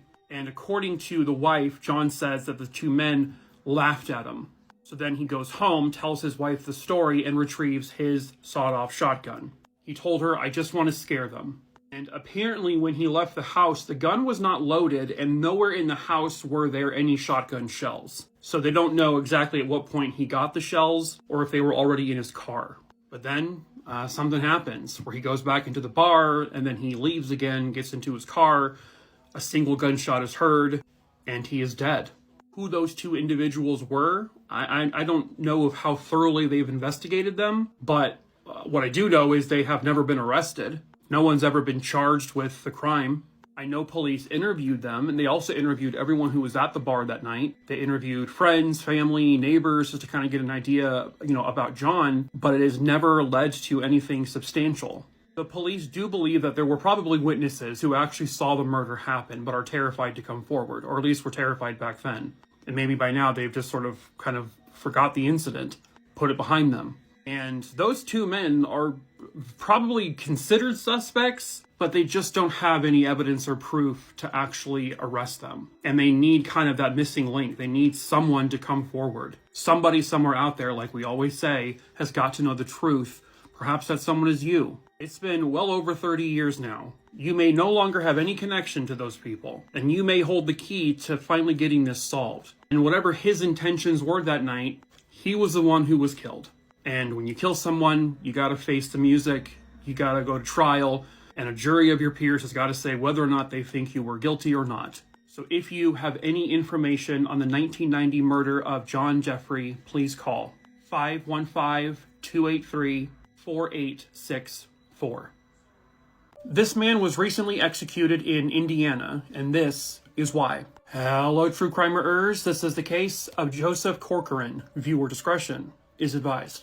Unfortunately, I really don't have a ton of background information, and I don't really have any photos of the victims. But this case occurred in the Fort Wayne, Indiana area. Technically, it may have started back in 1992. The parents of Joseph Corcoran were shot to death inside their home. And at that time, 16-year-old Joseph Corcoran was actually arrested and charged with their murder. This is the only photo of his mother I could find. Her name was Catherine, and his father's name was Jack. So Joseph actually goes on trial. The trial lasts about 5 days, but he is found not guilty. He is acquitted. At some point after his acquittal, one of Joseph Corcoran's brothers would actually have a prediction that his brother would kill him. And unfortunately, that became true. It was July 26, 1997. Joseph Corcoran was living in a home with his brother. His brother's name was James, and also living there was his sister, Kelly, and her fiance, Robert Turner. So at one point, Joseph goes upstairs, but he can overhear his brother and Mr. Turner talking crap about him, or making fun of him, Joseph. So he goes downstairs, and he has like a brief confrontation with them. And at that point, he picks up his 7-year-old niece, who was also there at the house, and he brings her upstairs and puts her in a bedroom. He then grabs a loaded semi-automatic rifle and goes back downstairs. Joseph, pictured there, shoots and kills his brother, James. He then shoots and kills Robert Turner, his sister's fiance. Also at the house that day were two friends of theirs, Timothy Bricker and Doug Stillwell. He turns the gun to Mr. Bricker, fires, and kills him. Mr. Stillwell manages to flee the area, but he ends up getting cornered by Joseph. Joseph then fires the gun at him and kills him too. He then calmly walks out of the house, puts the rifle down, walks over to a neighbor's house and says, "You gotta call 911, I've just committed murder." When police arrive at the house, they find 4 bodies, and they find 30 different weapons in his room. He also had other munitions, he had explosives, and he would try to claim this all happened because he was insane. He was trying to claim that he was potentially paranoid or paranoid schizophrenic, some sort of personality disorder, but ultimately that defense didn't really work. I mean, the survivors of this, like his sister, they could recount exactly his demeanor that day. He seemed to almost do this with like a calmness. He knew what he was doing. Sure, I mean, yeah, he's probably mentally unwell, but he was at a point where he was able to determine what he was doing was wrong. And at that point, once this happened, now it's pretty much universally believed that he did in fact kill his parents, Jack and Catherine. The family members who may have still been on his side back then, well, they no longer were on his side. And back then, they had some pretty decent evidence against him. He actually had offered, I guess, a friend or two a shotgun and $500 to shoot his parents. But that wasn't enough for a jury to say, oh, okay, he did this. So, had he been convicted of that, this never would have happened. And so he goes on trial, and he is found guilty of the quadruple homicide from 1997, and he is sentenced to death. Now, he tries to appeal this sentence many, many times. His lawyers primarily stating that, he is diagnosed as paranoid schizophrenic or has some sort of personality disorder that rendered him unable to determine what he was doing at the time was wrong. However, there were also statements from him directly that stated he clearly knew what he was doing. He knew what he did was wrong because right after he did it, he put his gun down and calmly walked to a neighbor's house and said, "Call 911, I've just committed a murder." But during some of his appeals, his lawyers would try to bring up the fact that he had been convinced that guards at the prison were trying to poison him, that they were controlling his mind, they were torturing him. He said they were using some sort of ultrasound machine to mess with his brain. And it does sound like he did have something was, wrong with him. But appeal after appeal after appeal would state that during the course of this crime, he knew what he was doing. He was fully aware, and yet he continued to do it anyway. He continued to shoot people after the first one. He did it again. Then he did it again. Then he did it again. And so eventually he would lose every single appeal, even at the Supreme Court level in Indiana. And in December of 2024, so just a few months ago, Joseph Corcoran was executed by lethal injection. Hello, true crimeers. I would like to direct you to another TikTok page. This TikTok page is run by a woman named Candace. Her 5-year-old daughter,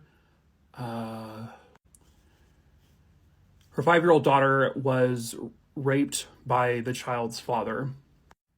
And she is still fighting to get justice for her daughter. I guess it took even like a year or so for the police to even consider this potentially even being a rape case. And they've basically told her that there's not enough evidence. We can't do anything. Despite literally a list of things she has, there's forensic proof, there's therapy notes, etc., etc. And now the father who did this is trying to get 50-50 custody of the daughter he sexually assaulted. And that's horrifying because what would he do to her? And so now she is fighting to make sure that doesn't happen and that she can get justice for her child. So if you guys can do what you all do, go to her page, follow her page, go to her videos, repost them, like the videos, Just don't spam like her videos, because sometimes when you overly like, a bunch of videos in a short time frame, it tends to hurt that page and not help. Yeah, leave some comments so that more people can see these. The more eyes on this story, the better. And hopefully this custody battle will go her direction, and also hopefully her little girl will get justice. A man is found murdered and his girlfriend is missing. What happened in that trailer? Hello, true crimerers. This is the case of Larry and Melissa. Viewer discretion is advised. 31-year-old Larry Costine was a true blue American cowboy. Everything you could think about what a cowboy is, Larry would represent. Larry lived on and worked at his uncle's ranch. His entire life was spent, working with livestock, cows, horses. Larry also participated in rodeos. And all of this is happening in the Lakeland, Florida area. But he learned how to ride a horse when he was 2, and he never stopped. He was kind of like this gentle giant type person, rugged, but also just really, really kind. Larry's uncle Erlo ran an auction, like a livestock auction type thing, and one of his uncle's employees was this woman here, Melissa Jo Sermons. Larry and Melissa would meet, and they kind of had this sort of a secretive relationship. Both of them had just recently broken up with their significant others. Larry had divorced his wife. Melissa broke up with her boyfriend, who was he was a bit much. Her now ex-boyfriend was this man here, Danny Wayne Cerezo. This is the more recent photo of him. I don't know, I can't find a younger photo. But he did not take the breakup well with Melissa. Danny would essentially harass and stalk Melissa. He followed her around. He kept calling her. One night, they actually caught Danny basically sitting outside a window of where Melissa and her sister were living, and he was just eavesdropping on the conversation. He was very jealous, he was angry, and if he saw Melissa with another man, he would confront that man,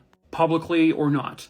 On May 2nd, 1992, a witness would later come forward to state that they heard Melissa talking on the phone to what they believed was her now ex-boyfriend, Danny. And she was very emphatic. Leave me alone, I do not want to see you again, don't call me, or else the police will be involved.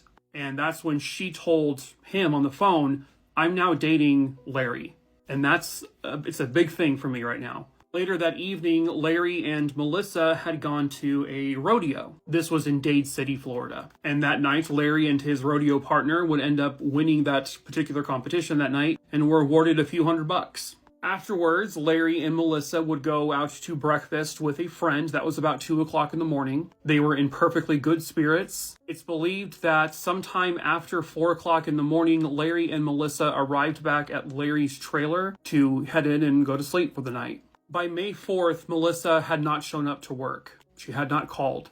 And around that same time, people are beginning to realize they have not seen or heard from Larry either. And so eventually, Larry's actually reported missing. So they contact the local sheriff's office and they do basically a welfare check on Larry's trailer. When they finally gain entry to his trailer, this is a recreation, they find Larry shot to death right next to his bed in his bedroom. He had 4 gunshot wounds to his head, and the gun that was used was now missing. It was Larry's own gun that was used. However, Melissa was nowhere to be found. The last place anyone knew she was at Larry's trailer. Did she do this to Larry? Well, some speculated that maybe Larry and her got into some kind of fight, and maybe she reacted by grabbing a gun and firing. But pretty much anyone you would ask about that said there's just no way Melissa would do that. Her and Larry, even though their relationship was secret to most people, the people who did know about it would say that their relationship was excellent. And that's when people began to speculate that maybe it was Melissa's ex-boyfriend, Danny.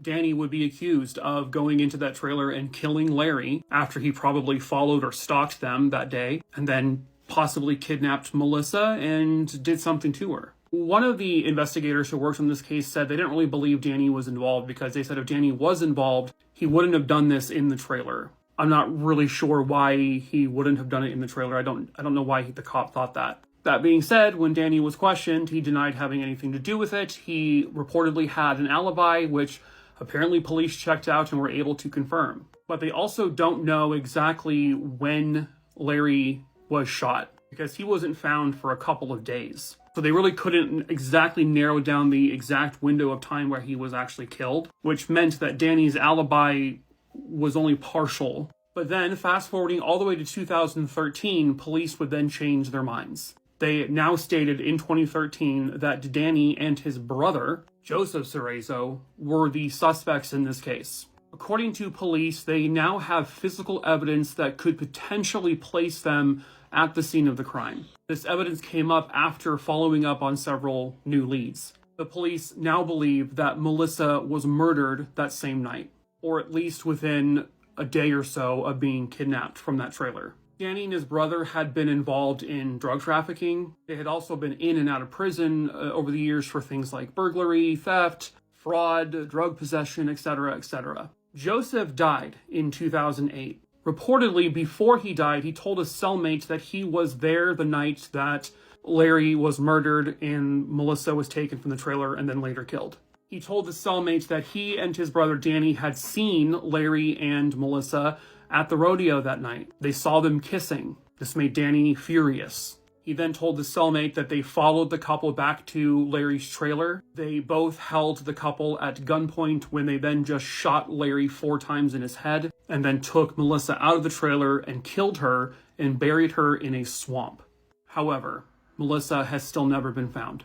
With Joseph being dead, they can't really talk to him about this. He only said this to a fellow inmate. So how reliable is it? In 2014 or so, Danny would eventually be charged by a grand jury for perjury with relation to this case. However, he has never actually been charged with the murder of Larry Costine or the disappearance and potential murder of Melissa. Larry's mom died never knowing the truth about what happened to her son. Both of Melissa's parents and 2 of her siblings have also died, never knowing what happened to Melissa. If you have any information on the murder of Larry Costine and the disappearance and potential murder of Melissa Sermons, please call 863-298-6200. They were murdered while camping, and it would take 28 years to finally identify their killer. Hello, true crimerers. This is the case of Laura and Julianne. Viewer discretion is advised. Laura Winans, who would go by Lolly, and Julie Williams were girlfriends. Both of them, they hit it off really quickly because they shared a love for being outdoors. They loved animals, they loved nature. They were also really generous people. They would volunteer at many different places, and they were just sort of madly in love with each other. Julianne, who would go by Julie, was 24 years old at the time. She was originally from St. Cloud, Minnesota, and she, like I said, was very much into nature. She was studying in geology at the time. Laura Winans, who again goes by Lolly, was 26 years old at the time, originally from Unity, Maine. She, at the time this case occurred, was actually studying to become an outdoor guide because she really felt that that was going to make her life fulfilled, along with having Julie in her life, just sort of having a job where she would be outdoors is something she was so excited for. The two of them would do a lot of camping and hiking, and that's exactly what they were doing when this case occurred. They went to the Shenandoah National Park, which I guess is located in Virginia. They would go to the park on May 19th, 1996, and they were going to be camping there. Along with them, they brought their golden retriever. He was named Taj. And the plan that particular weekend was just to go there just to kind of get away because Julie was going to be starting a new job and they just wanted to kind of have that, relaxing thing before a new job. Lolly and Julie were last seen in the park by park goers on May 24th, 1996. By the time their families found out that they hadn't been seen, they would eventually report them missing on May 31st. So at that point, police become involved and they begin to search the park, which is a pretty large space. And on June 1st, 1996, Lolly and Julie were found.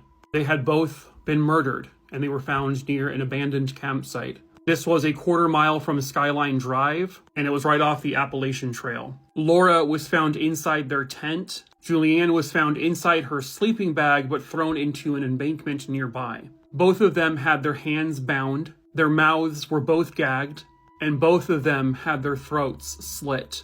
There were no indications that either of them had been raped.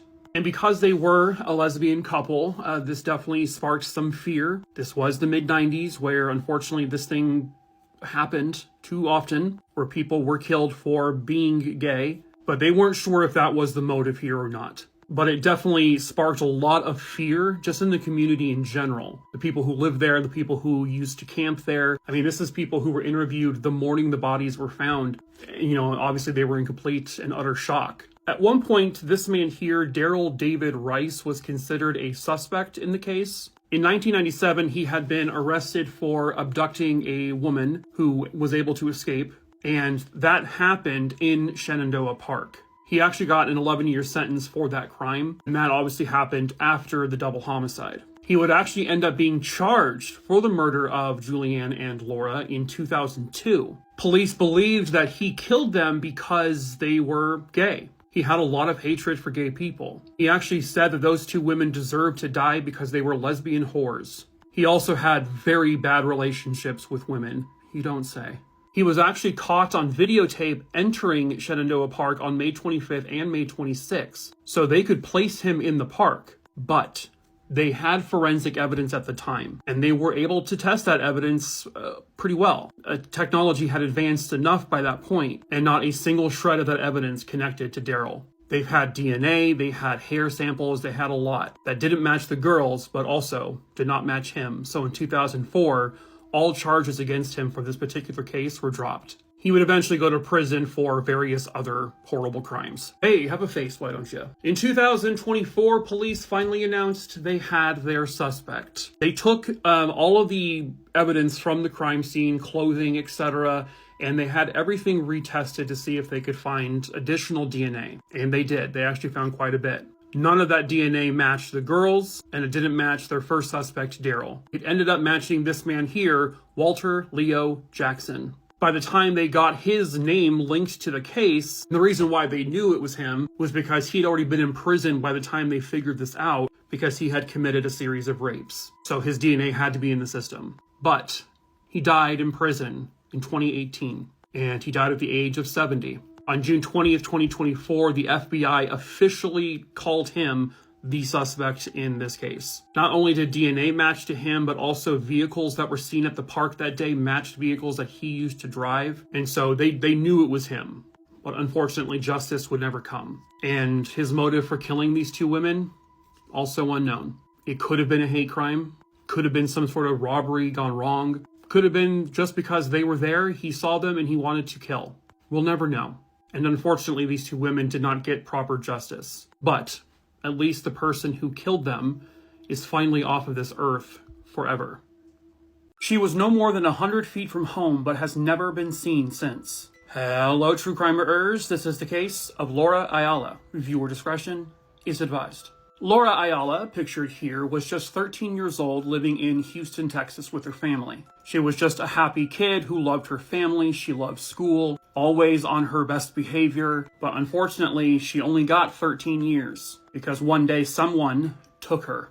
It was March 10th, 2002. Laura Ayala had a school project to do, and she needed a newspaper for that. So at approximately 10:15 p.m., she left her apartment complex with the permission of her mom to walk literally less than 100 feet to the convenience store that she walked to all the time to purchase a newspaper for the school project. This convenience store is literally right behind her apartment. Takes just a minute to get there. It is confirmed that Laura Ayala got into the convenience store. She did, in fact, purchase a newspaper, and they did see her leave the gas station. And being less than 100 feet away from home, she never got there. Laura should have been home within a few minutes tops. And once she didn't get there, her mom would go down to the gas station. They told her that she had been there. We saw her leave. And then the mom looks around the gas station. She looks around the apartment complex. There's no sign of her. So she immediately calls police to report her missing. And her family, police, friends, local residents of the area, they all joined together to start searching for her. A group, ironically named Laura's Recovery Center, would end up helping in the search. This was actually a different Laura. Laura Smither is who this foundation is named for. But they became involved in trying to find Laura Ayala. When police searched the gas station area, they found something alarming. They found a scattered newspaper and a pair of shoes. It would soon be confirmed that those shoes belonged to Laura. However, there was no other sign of foul play, like no blood or anything like that. There were reportedly no witnesses who saw what happened to her. No one has come forward, at least, to say, like, I saw it happen or I heard it happen, but they would get some tips from local people. Several witnesses stated they saw this large 1980s van. It was either red or maroon in color, and it was at that gas station when Laura was there. The witnesses would state that the rear window seemed to be missing and was replaced with a piece of plywood. There was a white stripe painted around the van, and it had a gray colored bumper. Witnesses stated they saw the van at 10 p.m. that night, at 10:15, and just a few minutes after 10:15. But then after Laura would seemingly vanish, the van was also gone. Now, one of the witnesses got a good look at someone inside the van, because at one point the big sliding door was open and they saw a younger Hispanic man sitting in the van. All of the witnesses who stated they saw the van, they all pointed to the same parking spot where it was seen. And where was Laura's shoes and the newspaper found? In that exact same parking spot. However, there was no luck finding this van and finding the people who were driving it. They don't know for sure if those were her abductors. They may just be more witnesses. But the fact that that store is less than 100 feet away from her front door to her apartment, and that her shoes and that newspaper were found in that parking spot, they can pretty much say almost with certainty that she was abducted there in that parking lot. Likely by the person or people in that van. There wouldn't be any new information until about 2003. These two men here would be linked to potentially being involved in Laura's disappearance. Walter Sorto and Edgardo Cubas. They were also from Houston, Texas. They were reportedly driving a van very similar to the description of the van seen for Laura's case, and they had committed a spree of crimes, including robbery and kidnapping. And also, they had been charged eventually with committing rapes. There was a third individual involved. He was a juvenile at the time, and so his image is not out there. Police were able to get a search warrant to search a SUV that was actually owned by Edgardo's father, but it was one that Edgardo Cubas drove all the time. And the police had gotten a warrant to search that car for the other crime cases. However, they found DNA in that SUV that would later come back to matching Laura Ayala's DNA. However, this was not enough evidence to ever charge them with her disappearance. Laura has never been found. No trace of her, other than her shoes, has ever been found.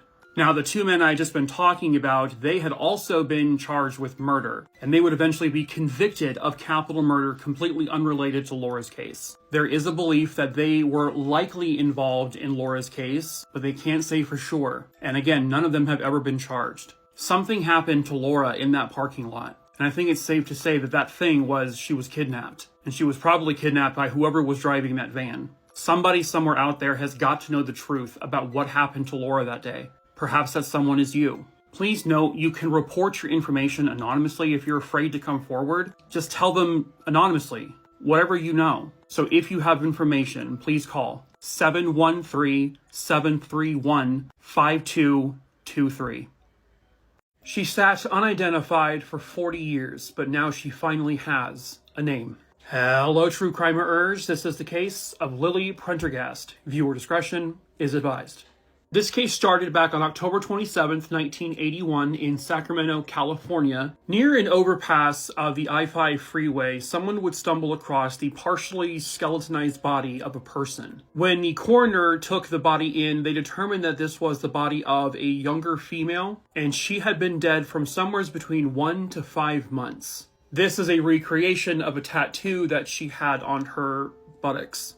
However, the victim had no identification on her. So, like usual, they would come up with these clay renderings of the victim's face, and they would put these images out on the news to see if anybody recognized her. And eventually, they would come up with this composite drawing of the victim. They could not determine exactly how this victim died. However, they did label this a homicide.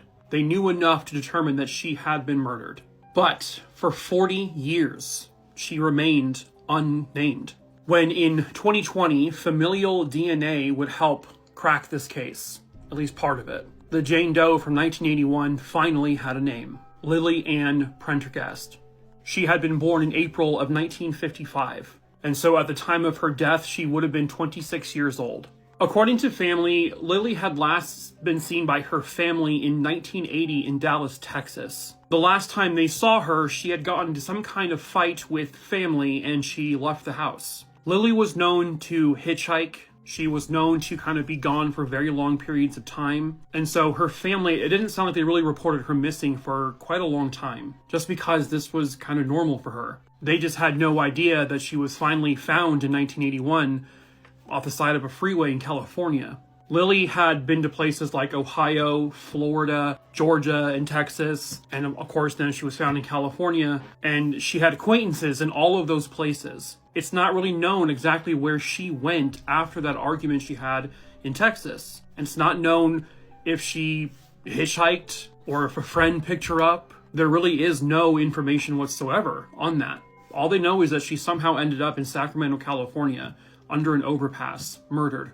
And to this very day, the Sacramento Sheriff's Department is still asking for help. Someone somewhere out there has got to know the truth about exactly what happened to Lily Prendergast on that day in 1981. If you have any information on the murder of Lily Prendergast, please call 916-874-8477. You can also go to the Sacramento County Sheriff's Office website to report a tip. If you know something, say something. You can remain anonymous if you need to. Help Lily and her family get the justice she rightfully deserves.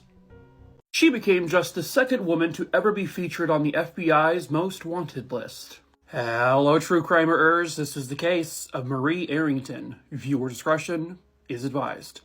Marie Arrington, born in 1933, was living in Florida at the time this case started. I don't have a ton of background information on her. She had at least 2 kids and was married at the time to a man named Jack Arrington. Jack, who I can't find a picture of, was a former police officer who at the time was working as a bouncer at a nightclub and was apparently pretty abusive towards Marie. It was July 4th, 1964, near Bethune Beach in Florida. Jack Arrington was shot and killed, and this occurred while in his own car. The following day, his wife Marie turns herself in, says she was the one who did it. She said at first it was an accident, but her lawyer who defended her said, well, it was actually self-defense, which actually had credibility to it because there was a witness who on that night broke up a fight within Jack and Marie's car where Jack had been strangling Marie, or at least had her by her throat.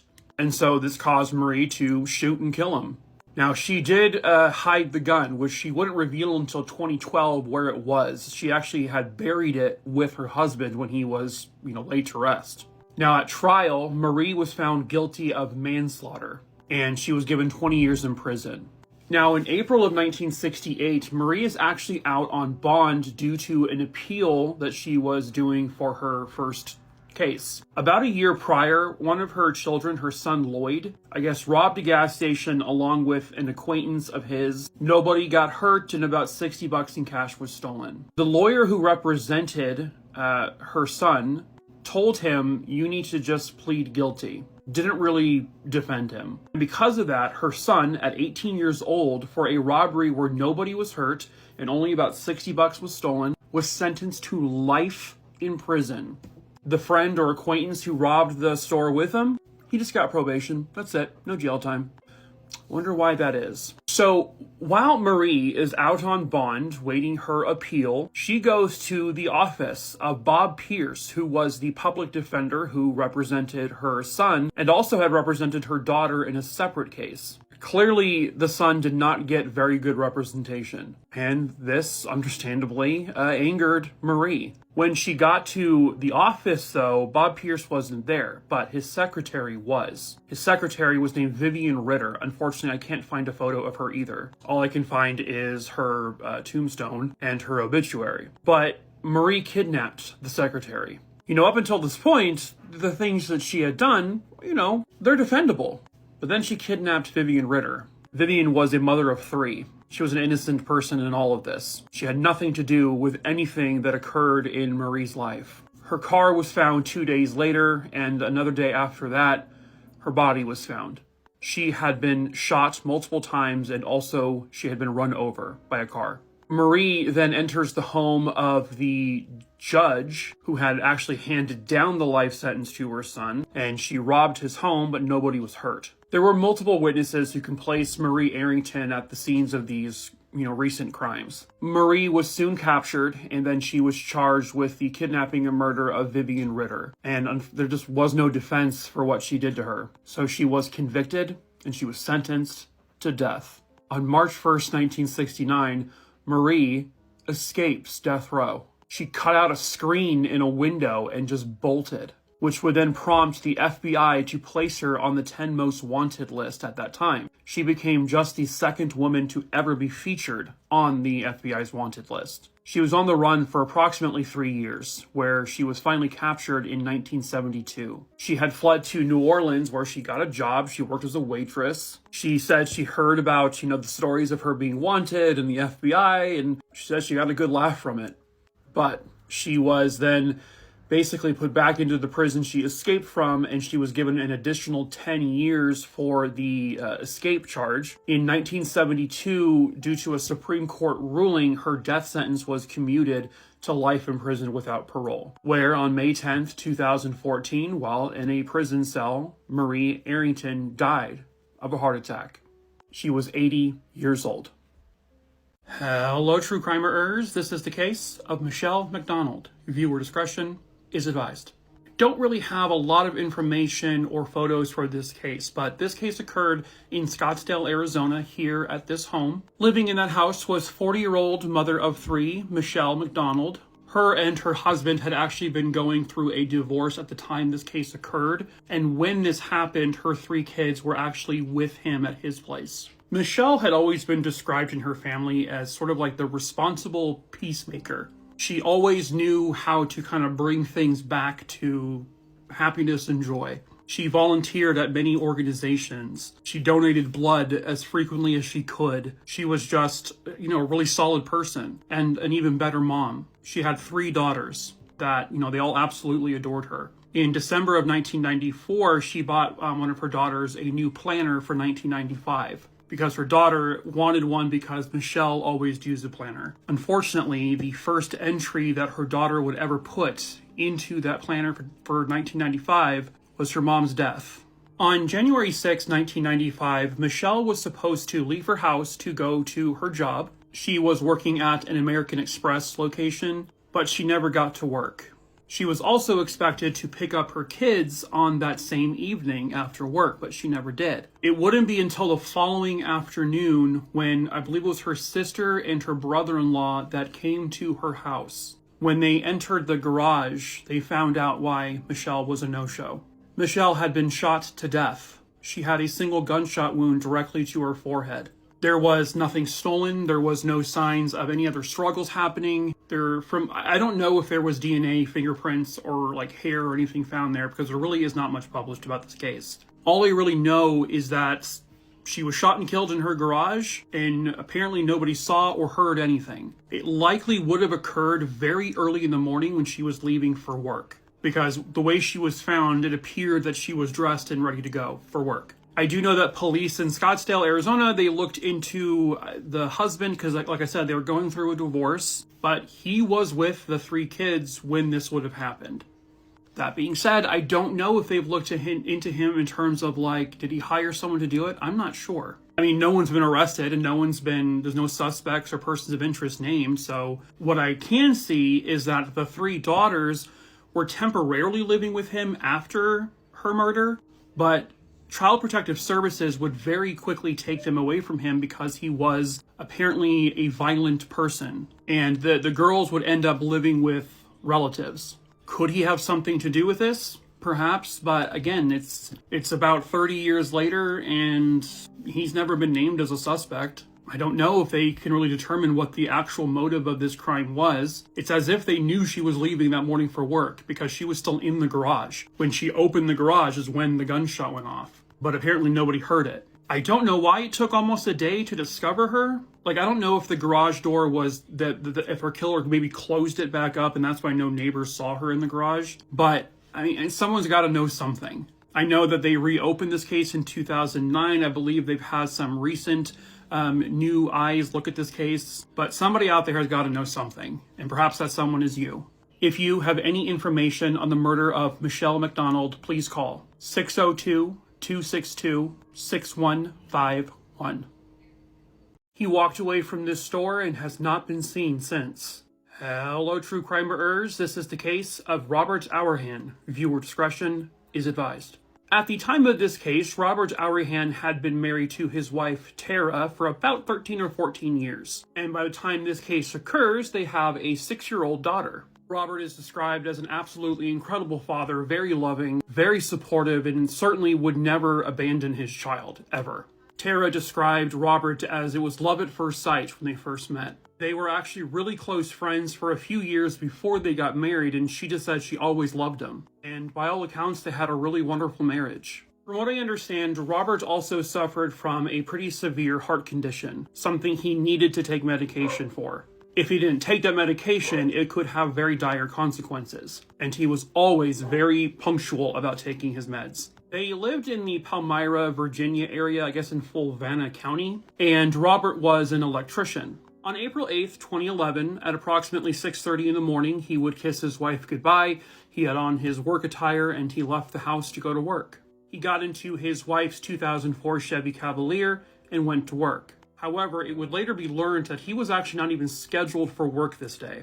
I guess a friend of the family's actually saw the car on the road. I guess they were actually driving behind Robert and they just recognized the car because it had like a Winnie the Pooh sticker on the back. But Robert was driving in the opposite direction of where his work would have been. But the person, who saw this didn't really think anything of it. At approximately 8 o'clock in the morning, Robert enters the E.W. Thomas grocery store in Palmyra.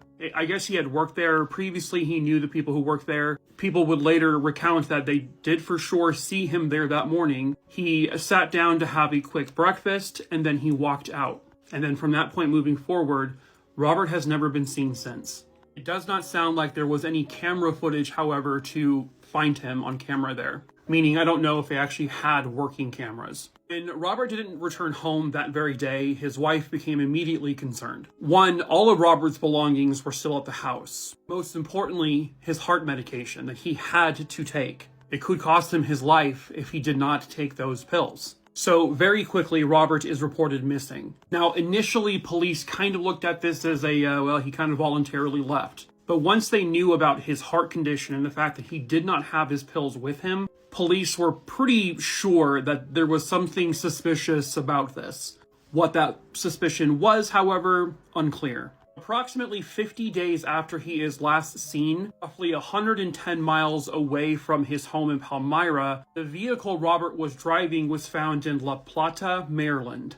And you can see it's an over 2-hour drive. It's not an area that Robert really knew anyone in. No one could really come up with a reason why his car would even be there. But it was for sure their car because it had the very unique Tara May license plate. That's because it's his wife's name. Some of Robert's belongings were found in the car, specifically like his work clothes and his work tools, which were valuable tools that nobody stole.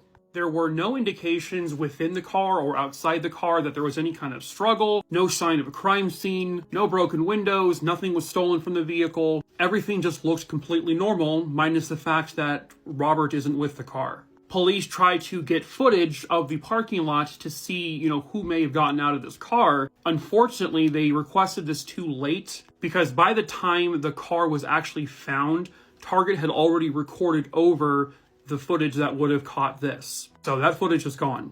And Robert is just gone. Could he have survived all this time without his heart medication? I'm not 100% sure. I just know that it was definitely a necessity. He needed that medication. And that's why this case is really looked at more as endangered or suspicious, possible foul play. They just don't have any proof of foul play. There is no crime scene. He and his wife had a very, good, normal relationship. She doesn't think that he was ever being unfaithful or that he was ever involved in drugs or anything. She said that he knows nobody that she's aware of in Maryland, so she has no idea why his car would be there. Everything about this is very odd, very suspicious. Why did he say he was going to work that morning when he wasn't scheduled to? There is uncorroborated statements that he was supposed to be meeting someone at this grocery store for some kind of sit-down conversation, but from what I understand, that person allegedly didn't show up, but I don't know how valid that is. All I know is for sure is that he was here at 8 o'clock in the morning that day, and then he left. Where did he go after that? What happened to him? Somebody somewhere out there has got to know the truth about what happened to Robert that day. Perhaps that someone is you. If you saw something, if you know something, you have got to say something. You can report information anonymously. If you have any information on the disappearance of Robert Auerhan, please call 434-589-8211. They tried bringing in a psychic to solve this case, but ultimately it was our good old friend DNA. Hello, true crimerers. This is the case of Rosemary Hamm. Viewer discretion is advised. At the time of this case, Rosemary Hamm was 42 years old. She was originally from China, but when this case occurred, she was living in Los Angeles, California. She was the co-owner of a local bakery, and she was also the mother to 4 kids. At approximately 9 o'clock in the morning on November 5th, 1994, one of Rosemary's employees was waiting outside the bakery. This is a recreation. He sees Rosemary pass by in her van to go towards the parking garage, and she gives him a nice little wave. He sees her van enter the parking garage, and basically right after that, he sees a man getting out of his car. He described him as an Asian man, and walk towards the parking garage. 30 minutes later, Rosemary still hasn't gotten to the bakery. It was just right across the street. And that's when the employee sees Rosemary's van peeling out of the parking garage, but this time it's being driven by the man he saw earlier. When the employee went across the street, he couldn't find Rosemary. Something obviously bad happened here. So he contacts police, and he would end up giving them a side profile, like composite drawing of the guy. And they also were then looking for Rosemary. 11 hours after she was last seen, Rosemary's van was found. And inside the van was Rosemary's body. She had been stabbed to death. Her killer, long gone.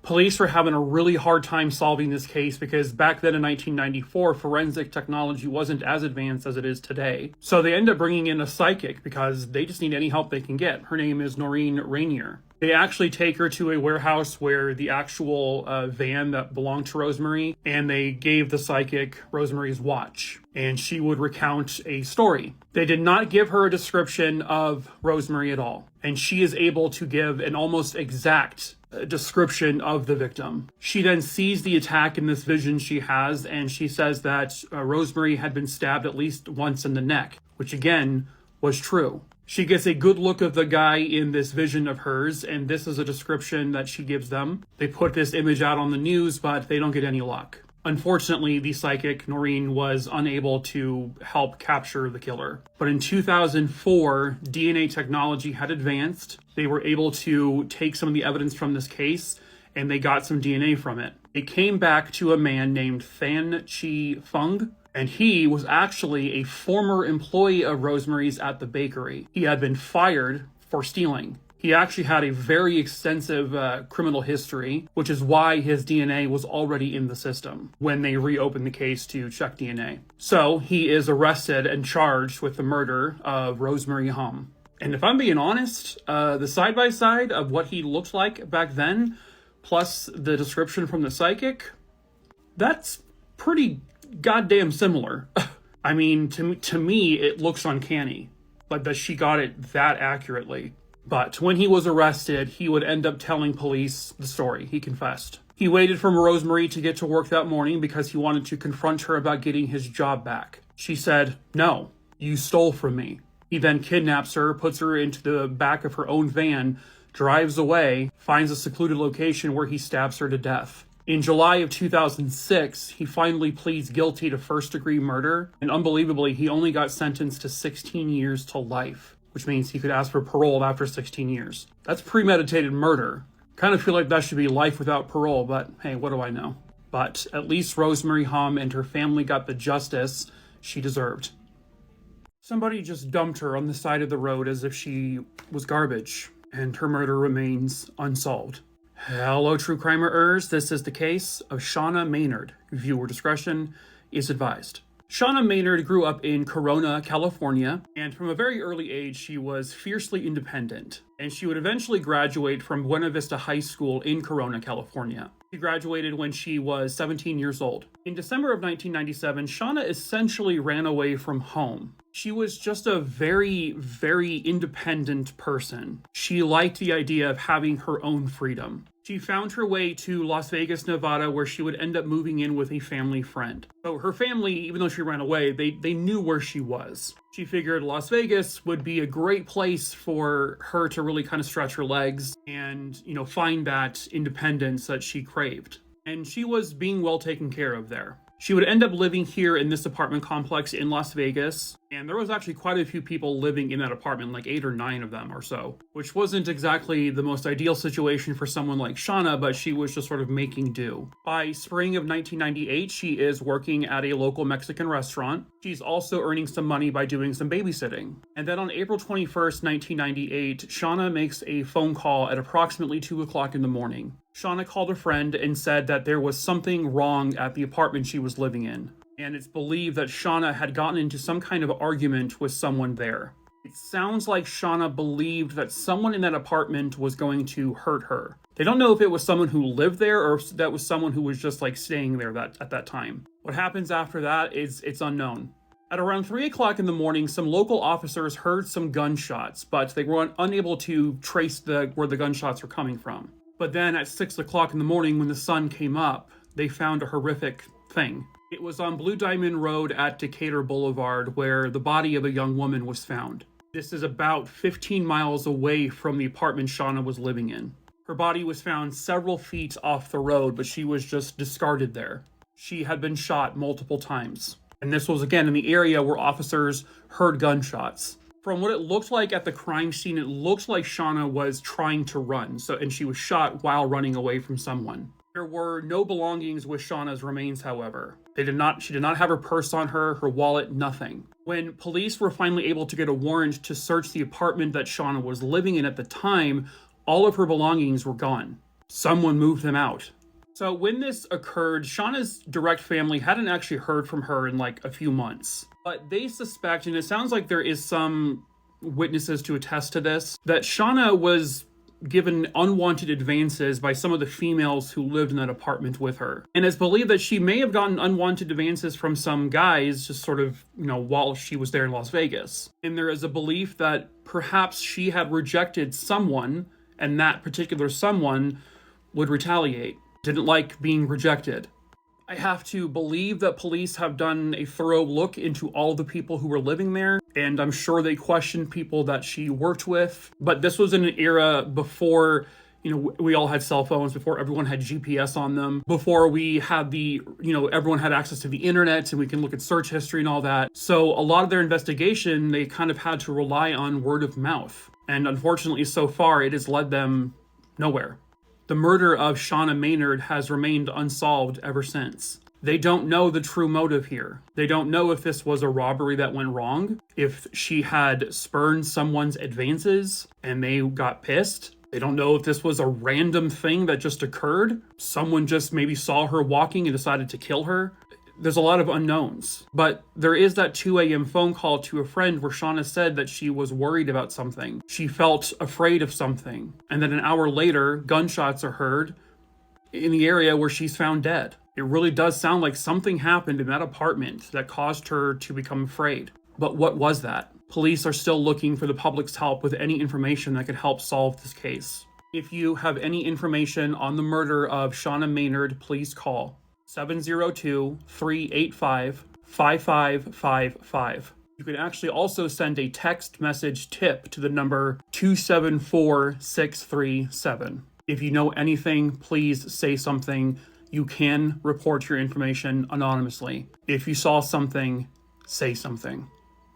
Some say it was an accident. Others will say it's cold-blooded murder. Hello, true crimerers. This is the case of Shelley Malone. Viewer discretion is advised. Shelley Malone was actually born Joan Rochelle Malone, but she went by Shelley. She was born on December 26, 1954, and she was born in Annapolis, Maryland. In the 70s and the 80s, Shelley did have some issues with drugs. She had gotten into some kind of minor trouble with the law. But by 1988, Shelley had completely kind of gotten away from that. She found a love for horses and horse riding. And eventually, she basically became an expert. She moved to Plains, Virginia in 1988, and a benefactor named Cecil Altman I think gave her like a job, a place to stay, and a $5,000 monthly allowance. I don't know the exact dynamics of the relationship, how they met and all that, but it wasn't like a romantic thing. But the two of them were very close, and this allowed Shelley to mingle with the elites there in the Virginia area, all while being able to ride one of her 2 horses there. She had a small house, and then there was a stable right next to it that she would stable her 2 horses. And eventually she met a man named George Carhart. Now, she met George and they started dating in 1990. George primarily lived in New York, but he would come out to Virginia to visit Shelley all the time. By 1992, a couple of years into their relationship, Shelley tells her parents that she is basically going to be ending it with George. The relationship just became strained. On October 16th, 1992, Shelley allegedly has a date with a local lawyer. This is before she officially broke it off with George. George just so happens to come out that weekend. And October 18th, 1992, which is a Sunday, Shelley and her friend Erica, this is a recreation, they take the horses out for a ride. Well, at some point, Erica comes rushing back to the house to call 911. Shelley had been thrown from her horse, and Erica was also thrown from her horse, but she said Shelley's horse began to trample and stomp on her until the horse eventually fled. Again, recreation. For some reason, it took Erica an hour and a half to get back to the house, which really wasn't that far away from where the incident took place. It basically took 90 minutes from the moment of the incident for her to call 911, which is a very bizarre and huge red flag. The paramedics arrive and they see that Shelley clearly has a lot of blunt force trauma to her body. There are even like horseshoe impressions on her skin. Her face is badly beaten and bruised. But Erica tells them exactly what she said happened, and the coroner rules it an accident. Shelley's family does not believe that story. 1, why did it take an hour and a half for her to get back to the house to call 911? 2, Shelley and her horse were very close. There had never been an incident like that with her horse. And according to an expert who actually examined Shelley's horse and knows horse behavior very, very well, is an expert in it, he said there's just no way that the horse acted that way, and there certainly is no way that the horse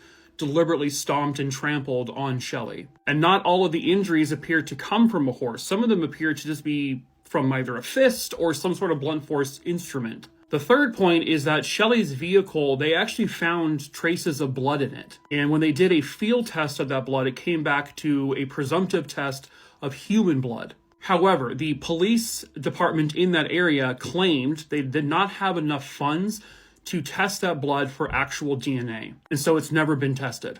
But why was there blood in Shelley's vehicle? The other point is that when Shelley's family came to Shelley's home, literally a day after the incident, they see her boyfriend, George, and Erica, and another friend taking all of Shelley's belongings out of the house, loading them into a pickup truck. And George made, apparently several insensitive comments to the family, very flippant comments. Why were they taking everything of Shelley's out of the house just within a day of her dying? And he dumped all of her belongings at the local dump.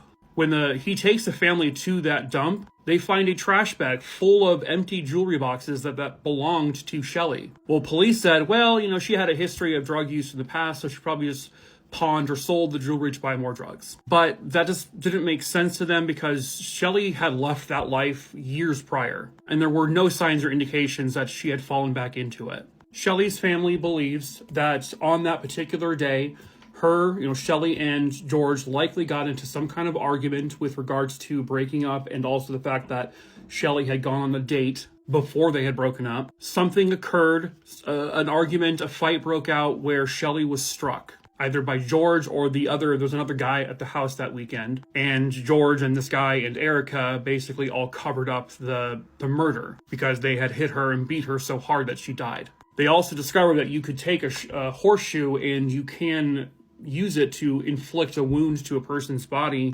without the horse being a part of it. So it seemed very staged because she had several injuries to her head and chest that were more indicative of a beating than of a horse being, trampling on you. But police are still adamant this was an accident.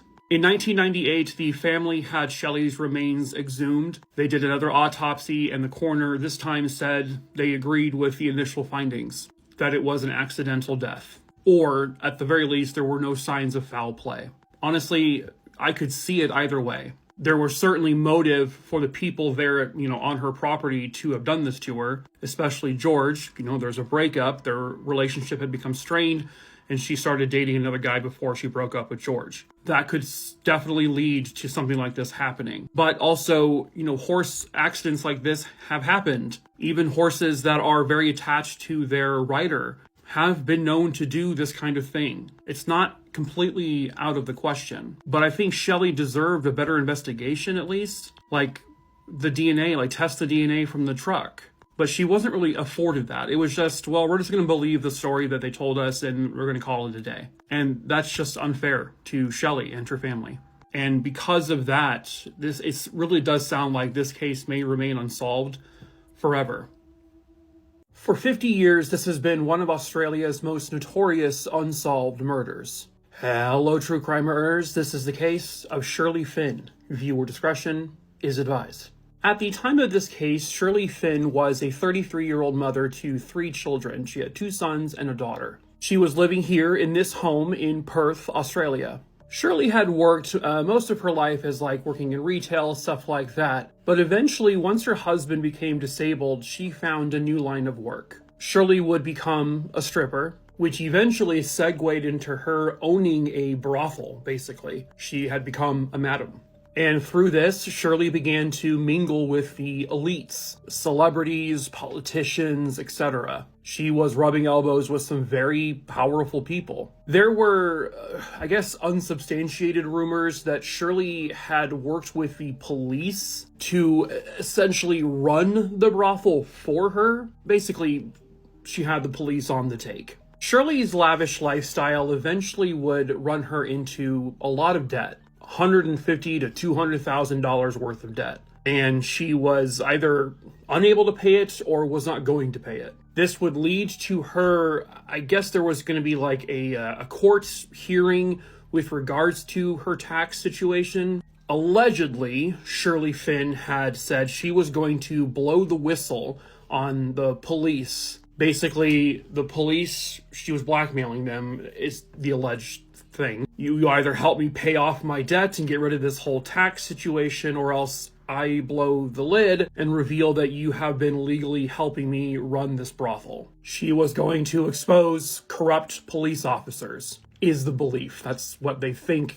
she was going to do. She also had associations with organized crime in terms of the powerful figures from organized crime. It was the morning of June 23rd, 1975, at the Royal Perth Golf Course. This white Dodge vehicle was found just sort of parked. When a motorcycle officer walked up to the car, they saw a woman lying on the driver's side of the car, and she was basically slumped over. Upon closer inspection, this woman was dead. She was soon identified as Shirley Finn. Shirley had 4 gunshot wounds to her head, all done at close range. This was basically an execution-style killing. And of course, this is when all of the rumors began to circulate. I think this person might have done it. I think this person might have done it. This is because she was going to rat out the police. She was on the take with corrupt detectives. She was bribing vice detectives. Organized crime did this to her. There was a wide range of theories and ideas. Now, apparently, this would be revealed later that the police, when they mapped out this crime scene, they actually put it in a different location. So they mapped the crime scene incorrectly, meaning they did not talk to and investigate certain witnesses who may have seen the crime based on this essentially clerical error. And there was belief that they had mishandled evidence. I can say now at this point, I'm not sure exactly when it was lost, but the car is lost. It's gone. All they really have is crime scene photos of the car. But where the car is, nobody knows. And apparently the murder weapon was also found near the car, and they collected it as evidence, but now that gun is gone.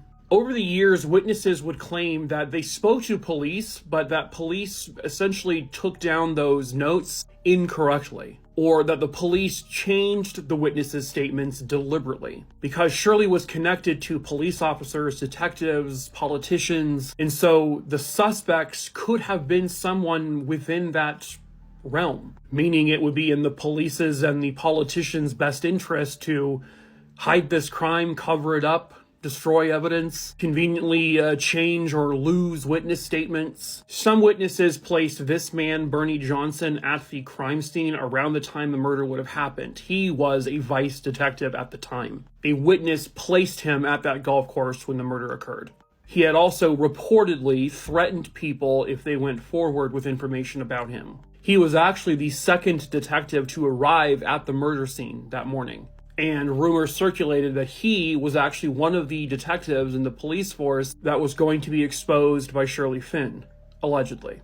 This is another guy named Nettie Smith. Later on, he would go on to be convicted of a double homicide completely unrelated to this case. But police reportedly received information that Nettie Smith was hired to basically kill Shirley Finn, and that Nettie Smith was spotted drinking at a bar with a friend, and this would have been right around the time the murder happened and really, really close to the murder scene. However, police never actually thoroughly investigated this lead at all. There were numerous witnesses over the years. Stories changed, stories were altered, different names come up. There were several inquests done into this case over the decades, but eventually none of it has led to anything. Most of the power players involved here, most of the potential suspects, or at least a few of them, are gone. They're dead.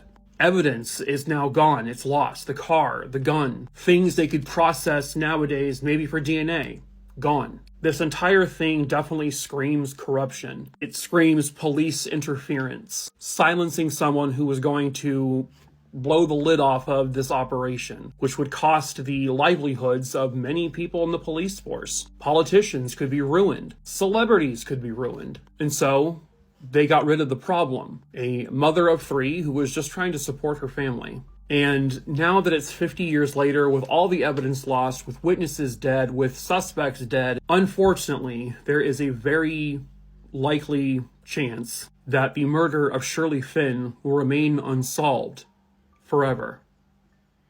A robbery gone wrong would lead to one of the more unusual Jane Doe cases. Hello, true crimerers. This is the case known as the Shotgun Jane Doe. Viewer discretion is advised. This case primarily occurs in Knoxville, Tennessee. On June 1st, 1987, 2 truckers picked up a young woman who was walking near the I-81. They took this woman to Knoxville, Tennessee, where they went to a party. And afterwards, the 2 truckers and the young woman, who was described as being somewhere in her mid-20s, they attempted to break into a home there in Knoxville while using her to say, please, we need help, please let us in. Now, the homeowner at the time didn't really feel like this was a legitimate story. He felt that this was someone trying to break into his home, and he was right. He takes his shotgun and from his door fires at the young woman. This was after the young woman tried to open up the screen door without him giving her permission to enter the home. The woman, who this is her wearing a Dolphins jersey, and I guess she also had this chain with her. Well, nobody knew who she was. She had no identification on her. The 2 truckers who were arrested said they had just met her, and they don't even know what her name is. The coroner would determine that she was somewhere in her 20s, maybe early 30s. She was 120 pounds. She had brown hair, brown eyes. She had a tattoo on one of her arms with the initials BH. And there was an incision wound on her abdomen where it looked like she had had a C-section at one point in her life. But still, nobody knew who she was. They had these composite drawings made of the woman in hopes that someone would recognize her, but they had no luck. This is a pretty unusual case, because usually with Jane Doe or John Doe cases, you don't have the entire story there. Like, this woman was with these 2 truckers, and then they tried to break into a home, and she was shot and killed breaking into a home. Usually Jane or John Doe cases are people you found on the side of the road who were murdered. It's odd, it's different. It would not be until August 25th, 2021, when she was finally identified. This is Tina Gatrell. Now, this is a photo of her when she was 10 years old. This is another, obviously, photo of her when she was a child. Tina, at the time this case occurred, was actually 27 years old. She wasn't reported missing until 2021, when family, using fingerprints, I guess, they were able to link the Jane Doe from Knoxville to their missing loved one. She vanished when she was an adult, but I still don't know why it took that long for anyone to actually officially report her missing, because she had technically been last seen by her loved ones in 1985. And then a couple of years later, she's dead. So at that point, the case is now closed. The person who shot and killed her did not spend any time in jail because they were defending their home. I'm not sure exactly what happened to the two truckers, though. Killing for money, a tale as old as time. Hello, true crimerers. This is the case of Specialist John Ewing. Viewer discretion is advised. At the time of this case, John Ewing was 29 years old, and he was in active duty in the Army. He was a specialist. He was stationed here at Fort Stewart, which I guess is near the Hinesville, Georgia area. John Ewing was married to this woman. Her name is Lily Mae Ewing. Pictured here behind me is Holbrook Pond. It's actually located partially on the grounds of Fort Stewart. On November 30th, 2014, there were some people walking through the wooded areas near the pond where they found a beaten man, and they quickly realized that it was John Ewing. He had been beaten severely. His skull was partially cracked open, and there were parts of his brain that were coming out of his skull. But unbelievably, at that time, he was actually still alive. He is rushed to the hospital, but unfortunately, they are not able to save him. John Ewing is pronounced deceased. When Lily Ewing, his wife, was notified of his death, she was very just cold. Didn't really seem to affect her much. But to be fair, everybody reacts differently to these types of situations. But Lily had no reaction whatsoever. She never even asked what happened. How did he die? Lily, who was approximately 10 years older than John, they, I guess, met on some dating website when he was stationed overseas. And when he arrived back from his tour, she picked him up from the airport. They started dating, and eventually they got married.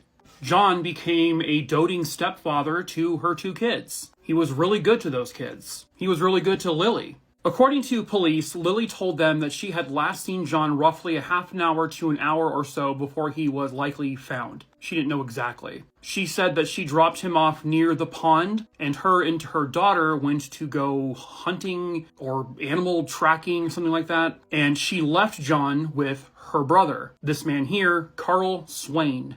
He had been in town visiting for Thanksgiving. However, she did not tell this information to police. She deliberately left out the fact that Carl was with her husband at the time he would have probably been killed. And so when police find out, she changes her story. She says she didn't tell police about her brother because he was traveling to Georgia for Thanksgiving, but he was a criminal, I guess, so he was coming under a different name, is the story she told police, and she did so to protect him. Then she alters her story for a third time. She said when she dropped off her husband, John, at the pond, Carl got out of the car with him, and Lily gave Carl a baseball bat in order to hit any animals or prey that, I guess, come near them. It's for defense. When Lily and her daughter pulled back up to the pond later to pick them up, Lily tells police she saw Carl hitting something that she thought was a boar. He then runs back into the car, completely out of breath, has his bloody baseball bat. He's covered in blood. And she says, well, where's John? He said, he ran the other direction. But then when police told her, well, John was beaten to death with a baseball bat. She then changes her story again. She says this time that she saw her brother beating John with the baseball bat, not a boar. And she was so afraid of him. She was afraid for her life and her daughter's life. And that's why she wasn't forthcoming. Now, they interviewed the daughter. Her name was Angel, and she confirmed the story. She said that her, uncle came back into the car bloodied with a baseball bat, and it looked like he had been hitting something in the woods. There were no beaten animals found in the woods. The only thing found beaten was John. The daughter didn't really get a good look at what her uncle was hitting, but she confirmed the story in terms of she saw her uncle beating something with a bat and covered in blood. Carl Swain had a laundry list of previous offenses. He had committed assaults before, and by the time police found out about him and his potential involvement in this, he had already fled his way back to Alabama. So on December 6th, police go to Alabama and they're able to apprehend him. When they apprehend him, they find on his property where he was staying, John Eubank's military tote bag. There was clothing in that tote bag that contained John's blood, his DNA, as well as Carl's DNA. So he was charged with the first-degree murder of John Eubank. But that was not it. From the moment that Lily and John got married, Lily took over all of the finances. She never let John see what was in their bank. She wrote bad checks all the time that bounced. Once John found out, and, amongst other little things, he was like, all right, I'm filing for a divorce. And he said, when I get back in town, this time I'm going to be going through with a divorce. Lily even confirms to her children, John's going to divorce me. We're going to lose everything. Police look into Lily's search history on her computer. She Googled, quote, how to drown somebody in a bathtub, end quote. She also searched, quote, poisons that will not be identified during an autopsy, end quote. That's not suspicious at all. They found out that Lily had purchased castor beans and she actually had planned to poison John first. And then once he was, sedated or out, she would have drowned him in a bathtub. But that plan didn't work. Carl then tells police, he kind of flips on his sister a little bit, and says she did it for money. She was going to receive $500,000. It was John's serviceman's group life insurance policy money, and that she was going to pay her brother $160,000 of that money. Lily planned the entire thing. She orchestrated the murder of John Eubank. She wanted the money, and he was planning on divorcing her. She was going to lose everything, so she hatched a plan to kill him. Carl Swain goes on trial for the murder, and he is convicted and sentenced to life in prison without parole. Lily Eubank also goes on trial for conspiracy to commit murder, murder for hire, and actual murder. She too is convicted and sentenced to life in prison without parole. And once again, another innocent spouse is killed for money.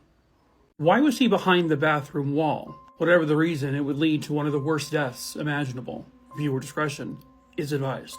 So this story happened here at the Core Shopping Center in Calgary in Canada. In May of 2018, there was a maintenance guy who was going into the restroom on the 4th floor of the mall, and he was doing so to repair a toilet in the women's restroom. When the maintenance man finds himself behind the wall, he makes an absolutely horrific discovery. There is a body of a man behind the wall. They, of course, had to break down the wall in order to retrieve the man's body. Now, this is not the exact image, but he was stuck in this very narrow crevice behind the wall. So narrow that it restricts your breathing if you manage to get stuck in there. The young man was described as being in his early 20s, was not an employee of the mall, and they have no idea why he was behind it. They also announced that there is no foul play considered in this story. So they determined that the man climbed what's called a pony wall in the bathroom. He then was able to climb through an open vent and, I guess, shimmy his way down in between, in this wall, in that little narrow crevice. He did that on purpose. They just don't know why.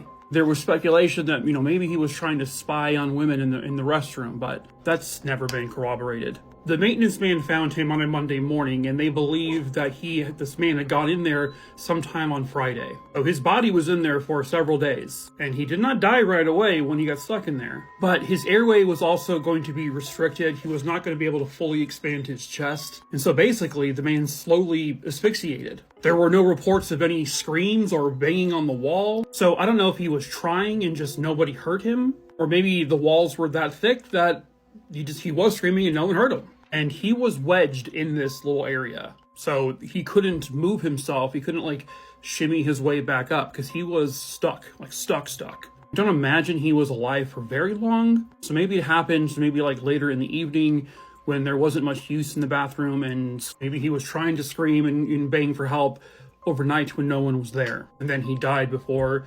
the next round of people came in for opening the mall. I don't know. All it's really known is that he crawled into this wall for unknown reasons and died of asphyxiation. And it will probably always remain a mystery as to why the man was behind the bathroom wall. Obviously, though, don't do this, folks. Literally ever. He became the first FBI agent to ever be convicted of murder.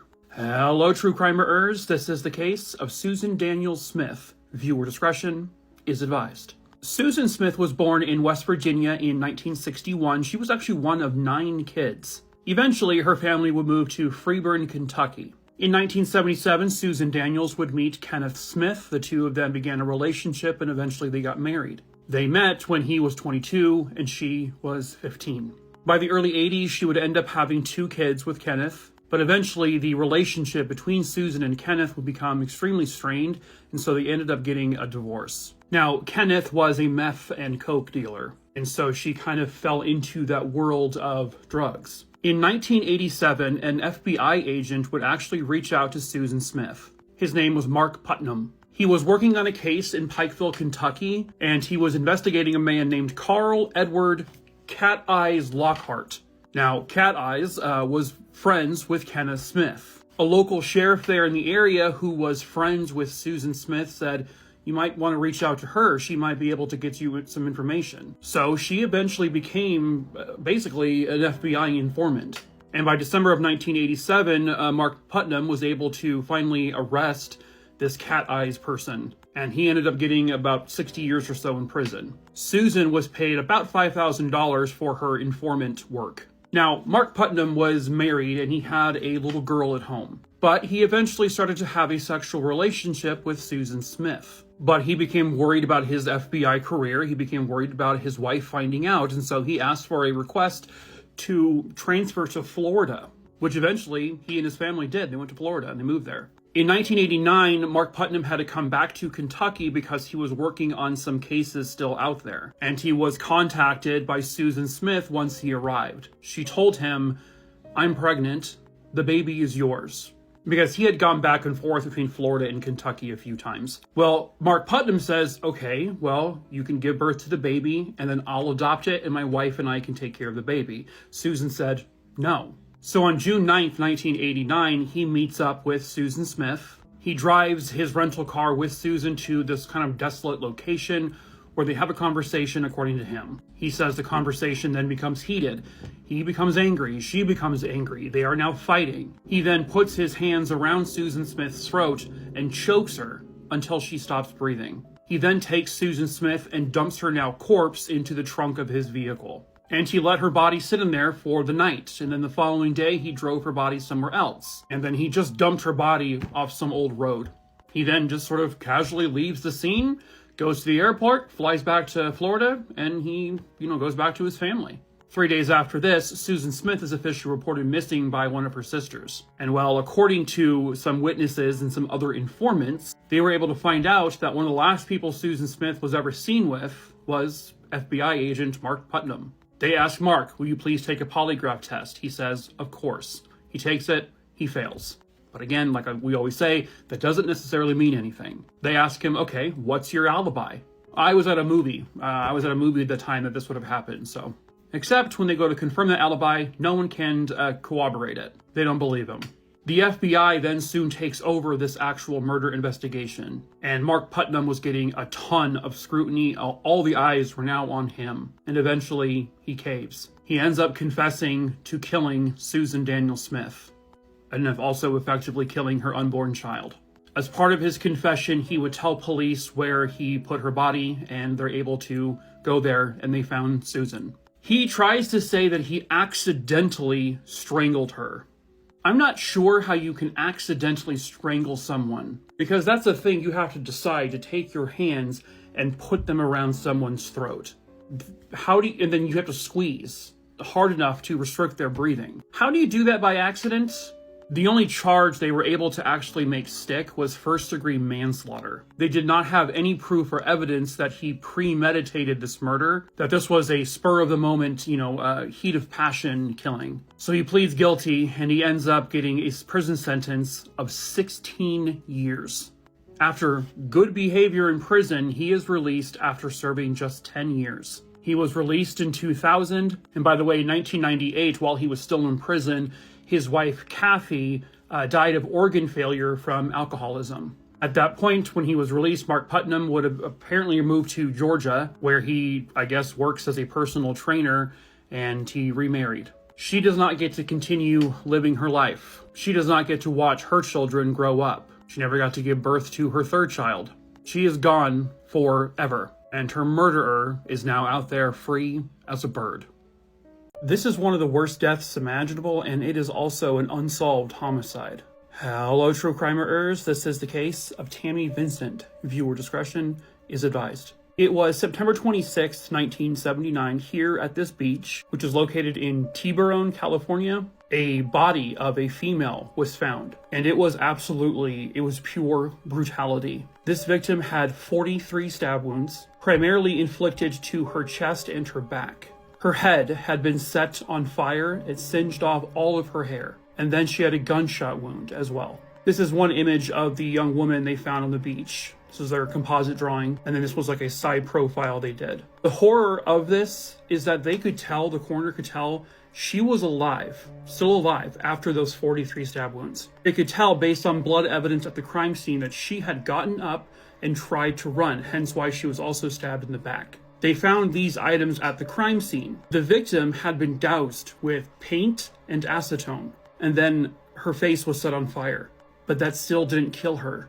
She had soot in her lungs, so she was alive when that fire was set. And then finally, her killer shot her in the back of her head, which killed her. She was alive through 40 plus stab wounds, her head being set on fire. That is absolutely horrific. And unfortunately, for decades, her identity wasn't known. There was no wallet nearby. They put out the images around that area of California. Nobody recognized her. In 2002, her body would be exhumed so they can extract DNA from her. And that's around the time they came up with this newer image. And then it wouldn't be until 2007 when they finally got a hit. The victim's mother and sister had submitted their DNA to one of those, websites. And that led them to Tammy Vincent. She was the Jane Doe. She was the one who went through a horrific, terrible murder. The last time anyone saw Tammy was on September 10th, 1979. This was in Seattle, Washington. This is roughly 800 miles, a 13-hour drive to get from Seattle to where her body was found in California. She grew up on a farm near the Seattle, Washington area. She was always an adventurous young woman. She was very outspoken. She was, not afraid to say what was on her mind. And she was also someone who ran away from home on several occasions. But she always came back. By August of 1979, she had actually been picked up by a vice raid because she had gotten involved with drugs and prostitution. When she was arrested, she agreed to testify against the bigwigs in this prostitution ring. The police in that area had built up a really large racketeering and prostitution case against certain individuals. And she was going to be a star witness. Tammy would actually be relocated by police as a form of witness protection. Now, there were 5 individual clients who were going on trial for these racketeering and prostitution charges. The lawyer for one of these men, or all of these men, ended up finding out where Tammy was and gave her information to the defendants, and then poof, she was gone. Eventually, her family did report her missing in Seattle, but they didn't report her missing right away because, again, she was known for running away and she would be gone for weeks and sometimes months on end. She was only 17 years old. Times were different in 1979, but it got to a point where her family knew something was wrong at that point, and so they reported her missing. But because this was 1979, and because this was 800 miles away from where she was actually found, the communication between police departments aren't what we have nowadays. They didn't have the internet back then. And so that's why there was such a large gap of time before they actually identified her. Now, here's the other thing. I don't see any evidence or any news articles with regards to who's the suspect in this case. It seems obvious to me that one of those defendants that she was going to testify against likely did this to her. But nobody's been arrested. Nobody's been charged, indicted, nothing. She was identified in 2007, and her case remains unsolved, which is absolutely wild to me, but here we are. Somebody somewhere out there has got to know the truth. This was 40 plus years ago. Her killer would maybe be in their what, 60s-ish, depending on how old they were. So they are very much, there's a possibility they're still alive. And if you know something, you've got to say something. You can report your information anonymously if you need to. If you have any information on the murder of Tammy Vincent, please call 888-898-5818. A young man is found deceased along a highway in Arkansas. The police say accident, but everyone else says murder. Hello, true crimerers. This is the case of Timothy Stone. Viewer discretion is advised. So this case occurred in the Chidester area of Arkansas. I apologize if I said that wrong. That is where 17-year-old Timothy Stone lived. It was September 23rd, 2003. Police respond to an accident along Highway 57. According to the police's report, the car became airborne at some point, rolled over 3 times before crashing into a tree. Lying several feet away from the car was the lifeless body of 17-year-old Timothy Stone. The police were very quick to just say this was a horrible, tragic accident. But even the coroner says, I don't think so. The coroner was essentially pressured by police to say on the official report it was accidental. However, later the family would learn from the coroner directly that Timothy had severe head trauma that was not remotely consistent with a car accident. They were not consistent with being ejected from a vehicle and landing on the road. Moreover, the vehicle itself did not have the damage it would have had it crashed the way police said it did. According to photos, which are not available, there were marks on the ground from the car leading to Timothy's body that would indicate the body had been dragged. There were personal items from Timothy's vehicle that were missing.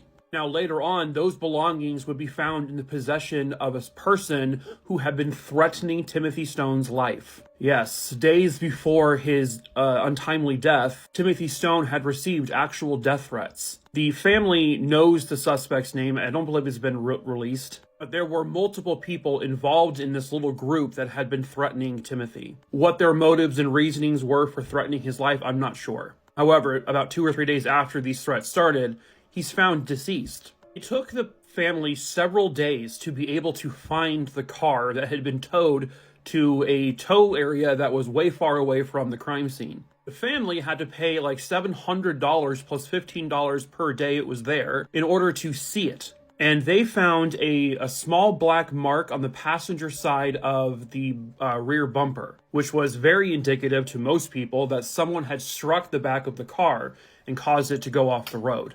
The family notified police, and police went to examine it, and apparently a couple of days later, the family goes back to the car, and that mark is suddenly gone. The Washita County Police apparently told the family that, well, Timothy was a druggie and he was homosexual.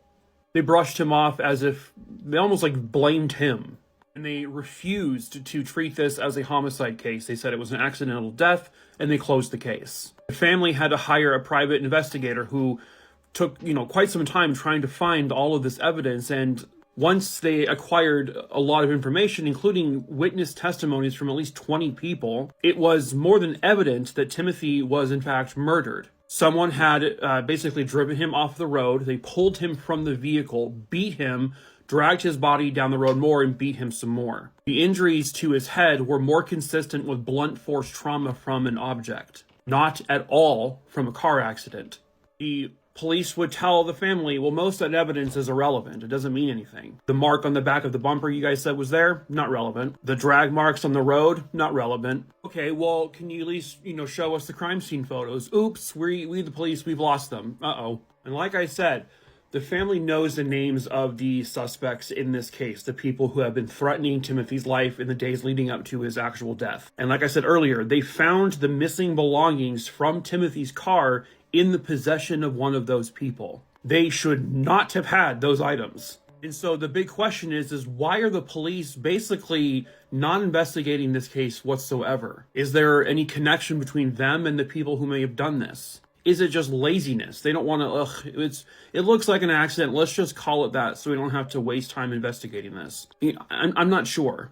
This was a 17-year-old kid who died tragically and horrifically. He deserves an actual investigation, an honest investigation.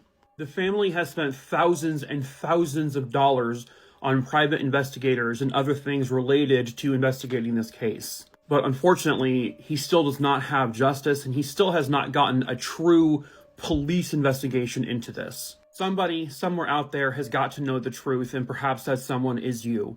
If you have any information on the mysterious death of 17-year-old Timothy Stone from Arkansas, do not call the police. Instead, call the investigator. Their number is 501-455-4650.